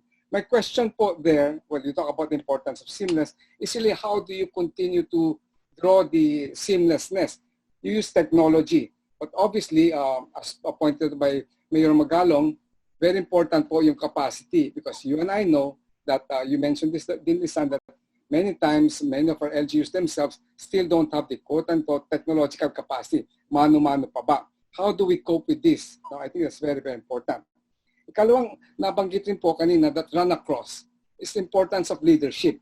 Nabanggit ito ni Mayor Magalong in terms of leadership is technology-driven. Kapag hindi iba ng leader, wala na po ito. Pero equally important po, how does one continue to emphasize this? Changing the mindset, if you may, Mayor Magalong mentioned that as far as is concerned, of leaders to really grab this opportunity and really not doing things the way we were done before. Kasi isa sa ating pinakamalaking sagabal dito ay yung ating pag-iisip. And obviously, the leader points the way. So yun yung isang aspeto po ng leadership, helping change the mindsets of the people. And I wanted to ask just 2 more questions.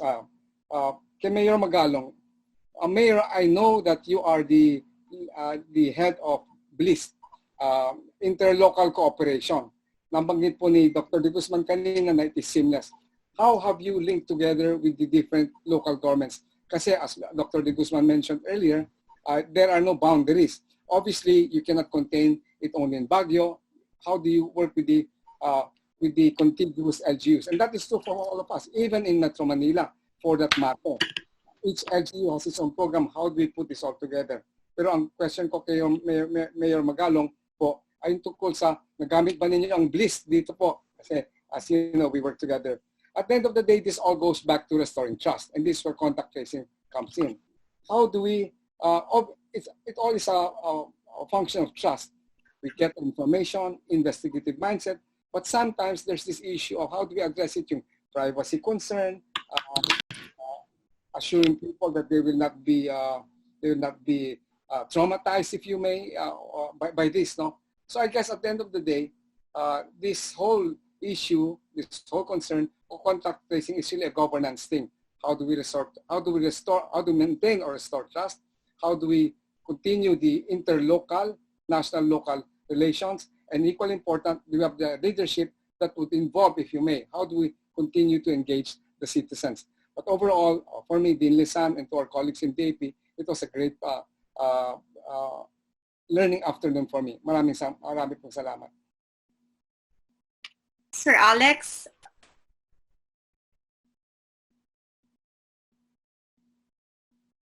Yeah. Okay. Maraming salamat, Sir Alex.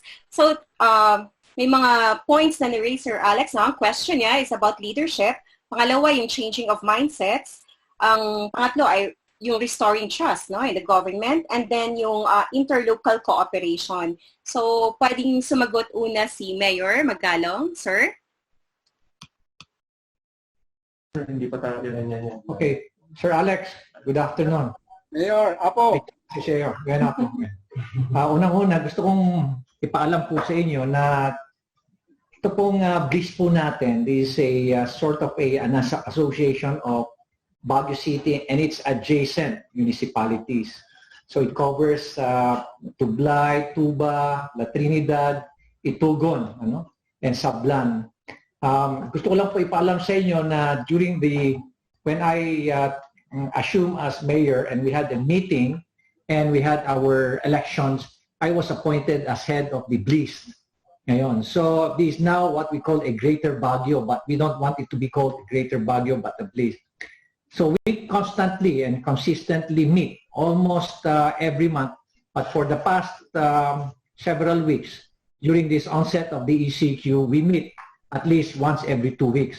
And we update each other, we make sure that our actions in the city and at the same time in every municipality are consistent, and at the same time we collaborate para wala kaming conflict, especially in the aspect of managing our markets, kasi alam niyo naman yung market ng Baguio City halos market yan ng adjacent municipalities, pati na rin yung pag-maintain namin ng traffic dito, paano na rin yung movement, pati na rin yung 24-hour curfew namin. This should be collaborated and coordinated with the adjacent municipalities, and so far we don't have any conflict. Maganda po yung aming collaboration, seamless po yung collaboration namin with the other mayors. And this time we're even providing them several logistical support in terms of masks, alcohol, thermal scanners. We also provide them kasi ang Baguio naman is mas nakakaangat in terms of funding, in terms of resources. So we have to share this also with our adjacent members of the BLIS. Pangalawa is yung aspect ng transparency, no?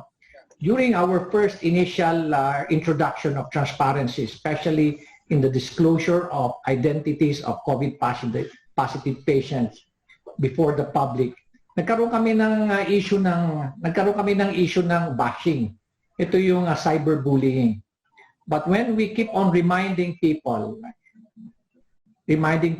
that there's no point, it's not at all very unreasonable for people to be bashing health workers, and especially yung ating mga COVID positive patients, siguro na-realize na rin ng tao na siguro instead of being sort of a devil's advocate or someone who espouses on negativism, finally they realize that it's about time that they have to provide support to these people, especially now that they're undergoing certain type of psychological issues with them. Ang hirap po talaga na magkaroon ng positive na status. Ako nga lang, nag-positive lang ako sa rapid test nung Sunday. 2 days ako naghintay ng result ng aking PCR. Ang laki na ng impact sa akin. Ang laki rin ng impact sa city kasi kumalat na positive. Akala, kinalat na nga na marami nang kumalat na positive na raw ako sa COVID-19. And can you just imagine, itong mga actual na positive patients, yung kanilang pinagdadaanan. With that series of pronouncements that I made about helping these people, expressing sympathy, commiserate with them, nawala na po yung mga bashing na yan. Nawala na rin po yung pag-cyberbullying. In fact, nagugulat ko. Ito lang ho ngayon. 2 days ago, I had a difficult time explaining to mga doctors and nurses if it's possible for them to disclose their identity in public.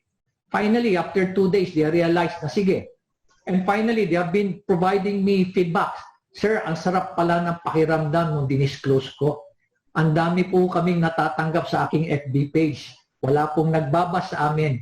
Lagi po kaming ini-inspire at pinomotivate po ng ating mga kaibigan sa cyberspace. So you can see the big difference. You see difference of mindset among our netizens.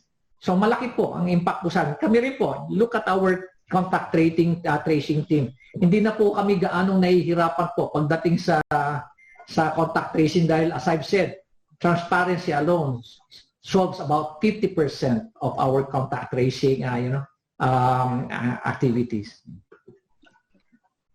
Maraming salamat, Mayor Magalong.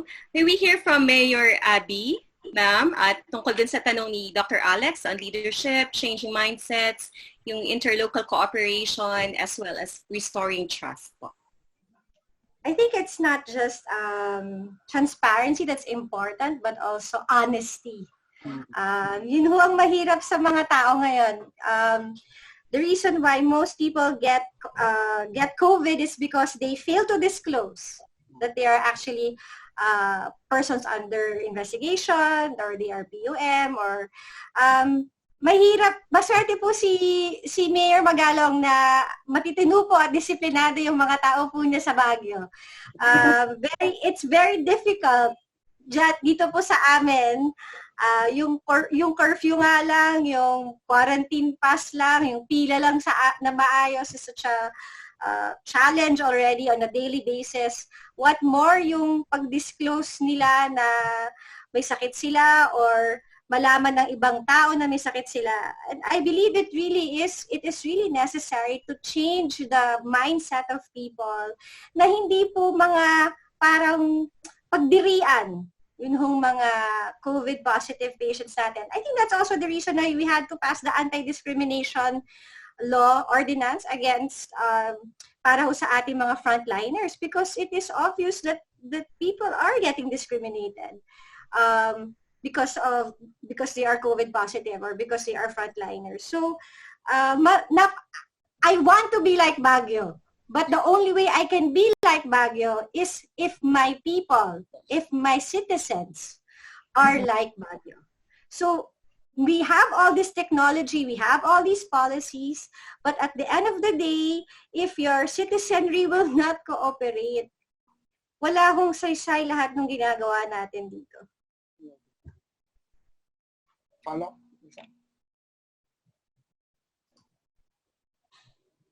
How about the role of UMAC, Mayor? Well, the role of UMAC was that they're the ones who developed the platform. So, ano po yan? Sarili pong initiative po ng UMAC ito. Wala ho kaming binayad. This is a free platform. So, nakakatuwa po na we are even using our college to be able to develop these kinds of innovations for COVID-19. So marami po tayong, kumbaga sa parang sinasabi natin, we are using our own resources to develop these innovations. Yes. Doon pumapasok po yung LGU and academe linkage, no? Yung collaboration natin. So nag-emerge na. Ngayon naman po, pakinggan natin si Attorney Josel Batapa, former City Councilor ng Bacolod City and DAP faculty din po natin for her reactions and questions. Attorney Josel?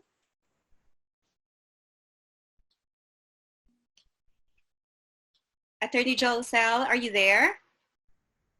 Okay, habang hinihintay natin si Attorney Josel, meron tayong questions for Mayor Magalong and Mayor Abby Binay from Rona Helvoleo, DOH Region 12. No? Ang tanong po, can Mayor Magalong and Mayor Abby Binay share their innovations to other LGUs?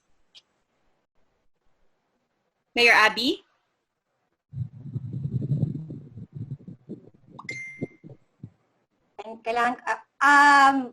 Maswerte po kami dahil UMAC po ang gumawa ng platform at libre. We can easily share this platform to any LGU who's interested to use our platform. So, wala akong problema to share kasi hindi naman ho namin to binili. Kaya pwede ho namin i-pagamit. Share po yung aming na-develop na platform sa iba pong LGU. Okay. Thank you, Mayor Abby. Mayor Benjamin Magalong, please, sir. Can you share this with other LGUs? Ang tanong. Absolutely.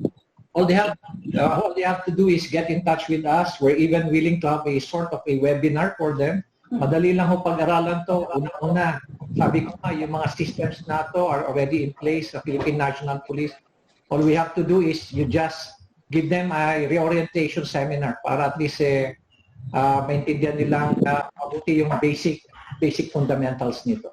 Yeah. This is the value of our knowledge sharing, no? Na nakikita natin yung best practices sa local level na pwede nating ma-share din sa ibang local government units. Okay, nandito na po si Attorney Joe Salbatapa.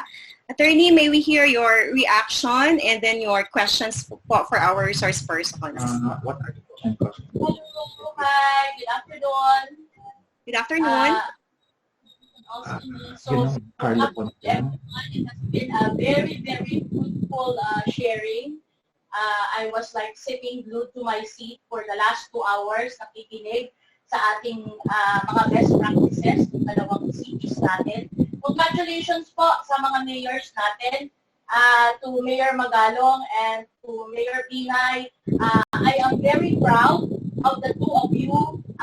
Maybe hingit sa inyong kaalaman, I am one of the co-founders of the e-Governance Awards under the National ICT Confederation of the Philippines. We started it with the late Secretary Jessie Robredo of the DILG in 2012. And I know that si Makati, si Mayor Binay, and of course si Mayor Magalong of Baguio are champions for e-governance. Nakakatabang puso po na makita na that you are really walking the talk and really using technology and tools involving technology and innovation to fight COVID. No? So, from my end, more of a suggestion and then basically initially a reaction. No? Una sa lahat, I really agree with the point of Mayor Magalong. Mass testing is very, very critical po to contact tracing. Hindi po siya pwedeng paghiwalayin. No? For the information of our listeners, ito po yung number 2 parameter ng World Health Organization. Bago po any government for that matter can actually lift any lockdown restrictions. Ang number 2 po is when health systems are able to detect, test, isolate, and treat every COVID case and trace every contact. So, magkasama po yun sa isang sentence. Detect, test, isolate, treat, and trace every contact. So, hindi po siya pwedeng paghiwalayin. And I like the way Baguio is doing systems thinking in this regard. So, I'd like to amplify that point to all LGUs listening right now. And of course, also to the LGU or to the national government. Number 2, I would like to agree po to the point that technology is really leadership-driven. Kahit ano pa pong gawin ng mga technology advocates in the different cities and provinces in the Philippines, wala po silang magagawa kung yung mayor or governor mismo ang hindi mag-adapt. Mahirap po, 7 years na po kami nag-advocate ng e-governance. Every year po, of the 1,000 plus LGUs in the Philippines, okay na po yung mga 60 to 70 lang ang sumasali. So, nabutan na po tayo ng COVID, wherein digital transformation is a must. We now need to have e-governance, even e-health solutions down to the local government level. Thirdly, I would like to congratulate Baguio for doing this manpower skilling, yung cognitive training. Kasi hindi po pwedeng hiwalayin yung tools from the manpower. Wala pong tools na gagana kung walang manpower na upskill. So very good Baguio. And of course, to the systems of Mayor Binay, ang gaganda po nito. And I would like to emphasize, this is the role of the LGU. At the local level, kung hindi po gagalaw yung LGU, wala pong mangyayari. So, my appeal is, one, for the Department of Interior and Local Government, if Usec Malaya is still on board right now, we have to really capacitate local governments in really implementing innovation down to their level. Hindi na po nagre-request si innovation, kumakatok na, at it is actually already forcing itself to us, especially in the local government level. So, ang tanong ko po is, are all local government units, as you have mentioned, the role of local government units, sila po yung gagawa ng contact tracing, are all our local government units prepared to do this contact tracing mandate that we have cited?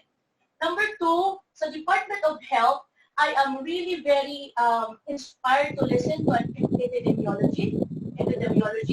Ang ganda po kasi part ng presentation nila was really to highlight the different data analytics tools that they are using. And I'm very proud to say that some of them gawa din naman ang mga colleagues natin sa IT environment. No? So it all really boils down to the tools that you are using to gather this data. No? So ang recommendation ko po is really for us to see it from a public health strategy point of view. I like the way Mayor Binay and Mayor Magalong is looking at it from an LGU point of view. But in the national level and probably in the local level, we should really have a very strong public health approach. Because yung public health, basahin ko lang po yung definition ng World Health Organization, the public health approach involves defining and measuring the problem, determining the cause of risk factors for the problem, determining how to prevent or ameliorate the problem, and implementing effective strategies on a larger scale and evaluating the impact. That said, dapat collaboration is really the key. Nagsalita si PNP, nagsalita si LGU, nagsalita si DOH, but it's actually a combination of all these approaches. The approach should not only be purely health. It should not also be purely police work or investigative work. It should not also be purely on the part lang of the local government unit. It has to be a combination of all these three lenses that we should do. And then, at the end of the day, ang aking recommendation is that we should already let innovation seep into our system. Technology is simply a tool. Marami pa rin po tayong mga mayors na technophobic. Takot pa rin po sila sa technology. Maraming issues. Pero the point is, technology is neutral. It is simply a tool for us to really innovate and really think out of the box and how we can actually make our systems efficient.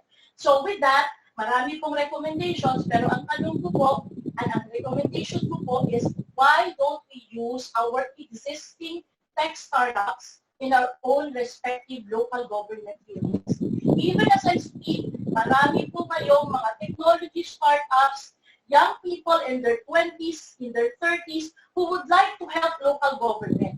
Ang problema, pinahihirapan po natin sila kasi, siyempre, nasa gobyerno tayo, alam natin lahat. Pero, you know, as a 9-year counselor, I feel that we should be open to the private sector, especially the innovation sector, who has a lot of suggestions to give. No? So, dito sa Bacolod, for example, iside ko lang, bookbcd.com is a telemedicine site. So, we have around 30 doctors all online doing medical consultation. Contactless na po yung innovation dito. This is not a government-initiated project. It's private sector-led. Pero tumutulong po sila sa government. So, yun lang ang recommendations ko. And probably moving forward, we can really beat this COVID-19 together successfully.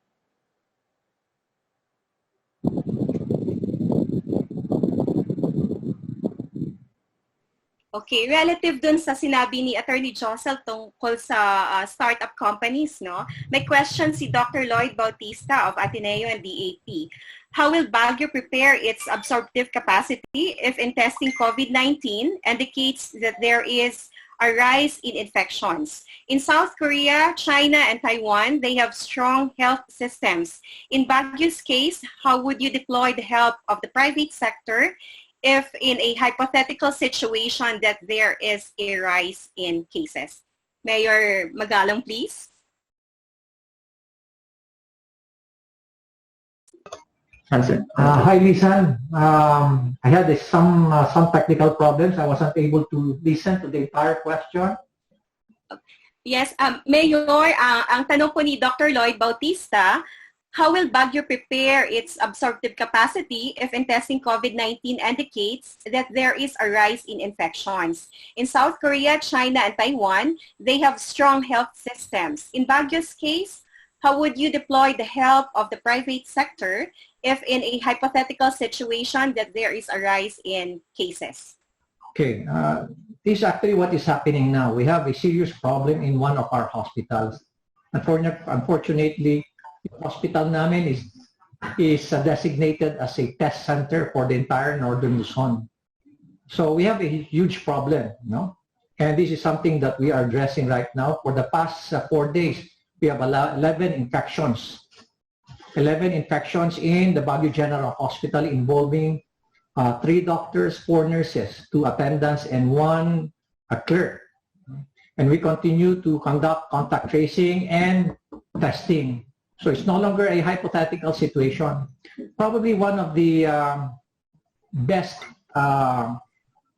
lessons that we learned from that is there is no way that you should mix use a hospital. When I say mix use a hospital, use it as a COVID treatment center and at the same time use it to treat other diseases.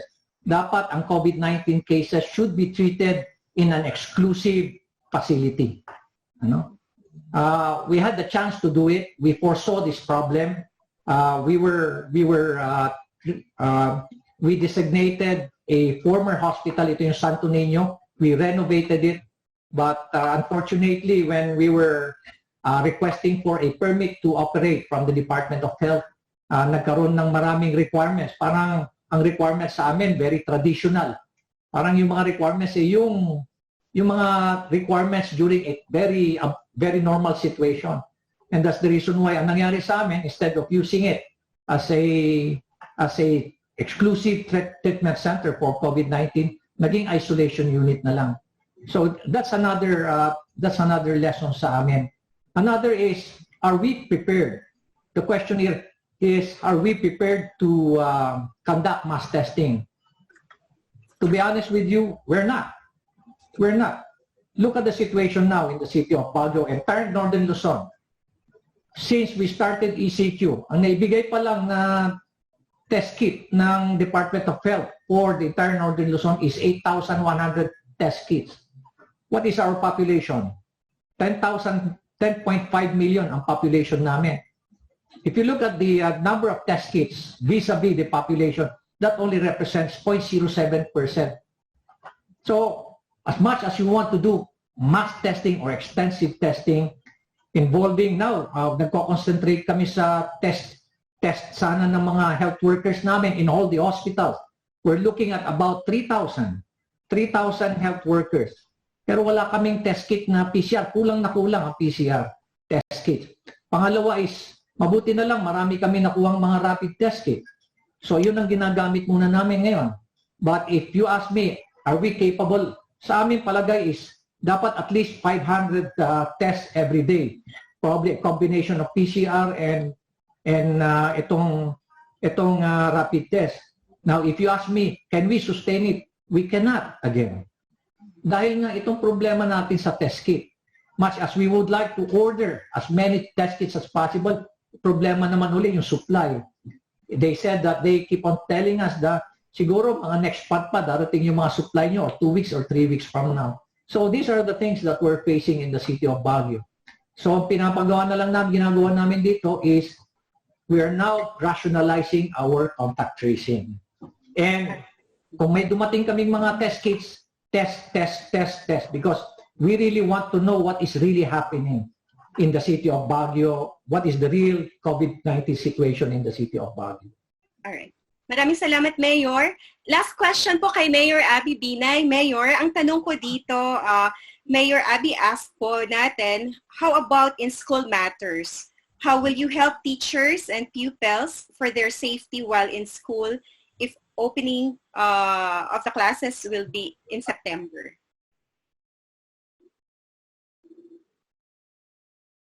I think we will have to wait for the instruction from the Secretary of DepEd, Sec. Lingling Briones, kasi susunod po kami kung ano yung magiging guidelines na ipapataw po sa DepEd.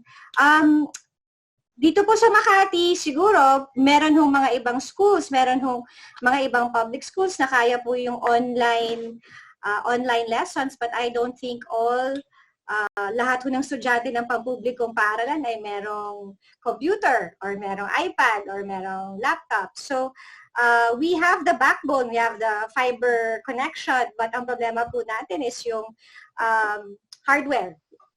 Hindi naman ho lahat ng aking estudyante ay meron pong iPad, meron hong laptop. We do give free access to internet for our residents. Pero again, it will be a challenge. So ang gagawin ho natin ay mag-aantay po tayo ng guidelines na manggagaling po sa DepEd. In fact, even ho yung opening ng schools to September still not yet final. So mag-antay po tayong lahat kung ano magiging desisyon ng DepEd. Okay, maraming salamat, Mayor Abby. Ngayon naman po ay si Dr. Lily Domingo magbigay ng synthesis doon sa overall discussion po natin. Ma'am Lily? Okay. Magandang hapon po sa inyong lahat. In the many days, long months of our quarantine, this is the most fulfilling session I had. I learned a lot about COVID. There's so much information, but this very brief session has provided very meaningful and fruitful lessons for us. First, if we summarize the challenges that were brought to our attention by our respected members of our panel this afternoon, they focus on very major points. One major point, first, from the opening message of our Undersecretary, the importance of this, what he refers to as the pillar of our national strategy to fight COVID, which is contact testing. And why is it important? Because it provides a sound basis for decision-making on what are the next steps that need to be done. Then the next important lesson that we learned is what were the challenges that we faced and how we overcome them. An important challenge that was raised by all of our speakers was the need for quality data. Right now, the problems are, the challenges they had to face are slow, paper-based information flow, incomplete, not comprehensive, multiple information systems, the difficulty of interface, and therefore the problems of sharing into simultaneous platforms so that all possible decision makers have access to them, from health to police to hospitals to epidemiologists. And therefore the challenge really is, how do we develop accurate, fast, quality information that is shared, that can be shared? And aside from that, how competent our human resources are in generating such quality information. We have adequate resources to gather information on contacts. Do they have the right skills? Were they given training? Do they have the right mindset? It was important to, in the comment of Attorney Sige to say, when she said na it cannot just be health focused, it cannot just be police focus, it should be an integrated focus. So this requires a kind of a mindset. Then another challenge that has to be faced about information and data collection is connectivity, the stability of our internet systems, the availability of our hardware, the capacity of people to use these. A next important element of this contact tracing is technology. A lot of the members of our panel have been reiterating that technology is leadership driven, but despite that, there are still many who have not adopted it. So it's both a problem not only of availability of hardware or the availability of software, but also the capacity of human resources to make use of this available software. From the presentation of Mayor Magalong, we learned that these systems have been available in the PNP for quite a time, since he was at the CIDG. And now we're only hearing about it being used by Baguio as if it were for the first time. And he simply said, palitan mo lang yung crimes doon, at ilipat mo doon ay contact tracing, and you can use the entire system. So this really is a problem also of finding out what resources are available already and making good use of them. Indeed, COVID-19 has been is an extreme challenge that has brought a lot of anxiety to to all of the people. And in the presentation of Dr. De Guzman, she emphasized the importance of restoring trust, the trust of the people. Fear cannot be discounted. The fear of the disease, fear of the loss of loved ones, a fear of loss of livelihood. She reminds us that there is no need to panic because trust is, we can regain trust by making people know that something is being done. And among the strategies that we learned this afternoon is the initiative of Mayor Magalong, constantly reminding citizens not to ostracize, but rather to sympathize with those who have been afflicted with the disease so that you can push for transparency and rather than be confined to the issues of privacy because it is so important in a pandemic such as this. Among the lessons we learned is that since disease knows no borders, it means that we have to work together as a society. We define governance as all parts of society working together, contributing their share in deciding how development will occur in the country. And so the COVID experience tells us how important it is for all sectors of society, government, business, industry, NGOs, citizens, academe, can work together to enhance the capability to respond accurately and effectively to this crisis. And since we need to flatten the curve soon so that the health system is not overwhelmed, we have to learn the lessons and move forward. And among the steps that have been identified to enable us to move forward is the need for, number one, to cascade. Let us cascade these best practices to all LGUs. Let us train for surveillance. Let us train for constant tracing. Let us train for technology enabling. And let innovations and the use of technology be embedded in the system and change the mindsets of our leaders. The technology, according to Dr. Sige, is neutral. It is there to be used. Mayor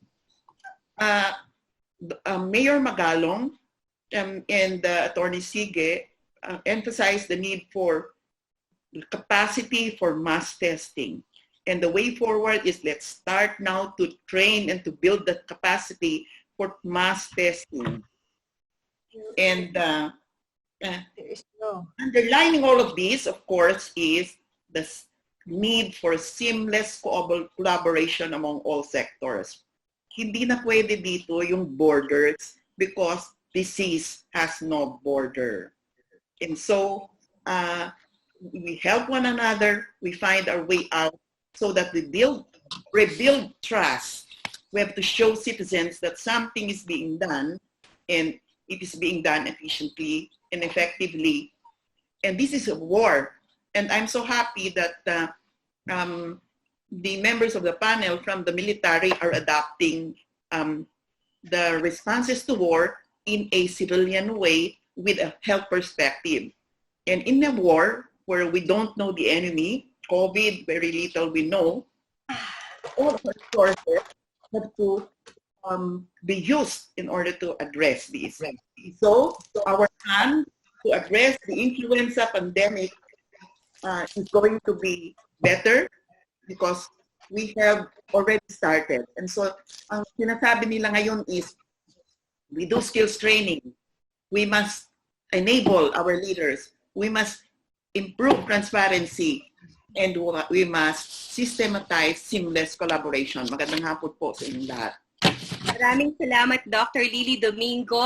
Talagang na-cover yung 5 aspeto, no? Yung institutions, ang ating leadership, citizen participation, and changing of mindsets and behavior. So, before natin i-wrap up, magpakasalamat muna ako sa ating resource persons at sa ating reactors and of course sa ating mga participants. There are around 257 yung nag-register via Zoom.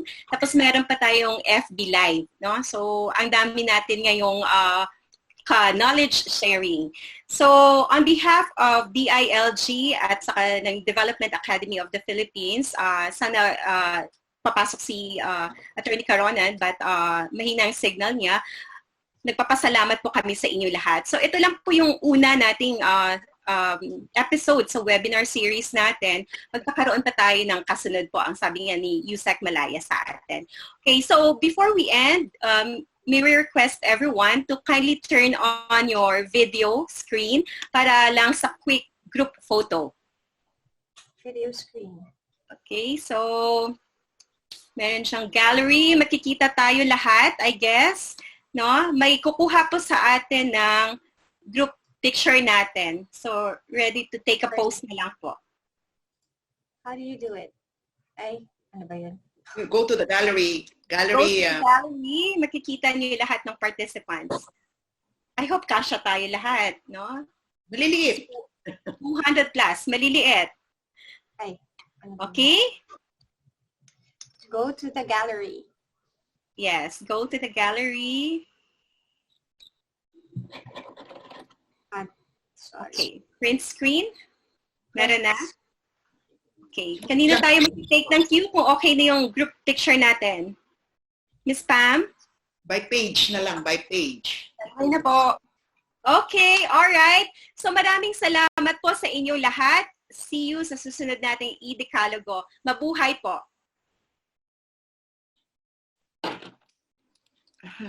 Congratulations.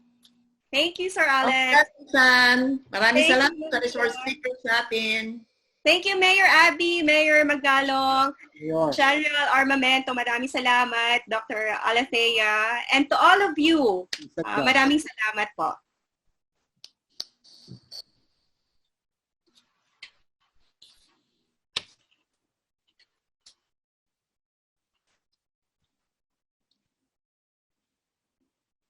Si Jay. Si Jay.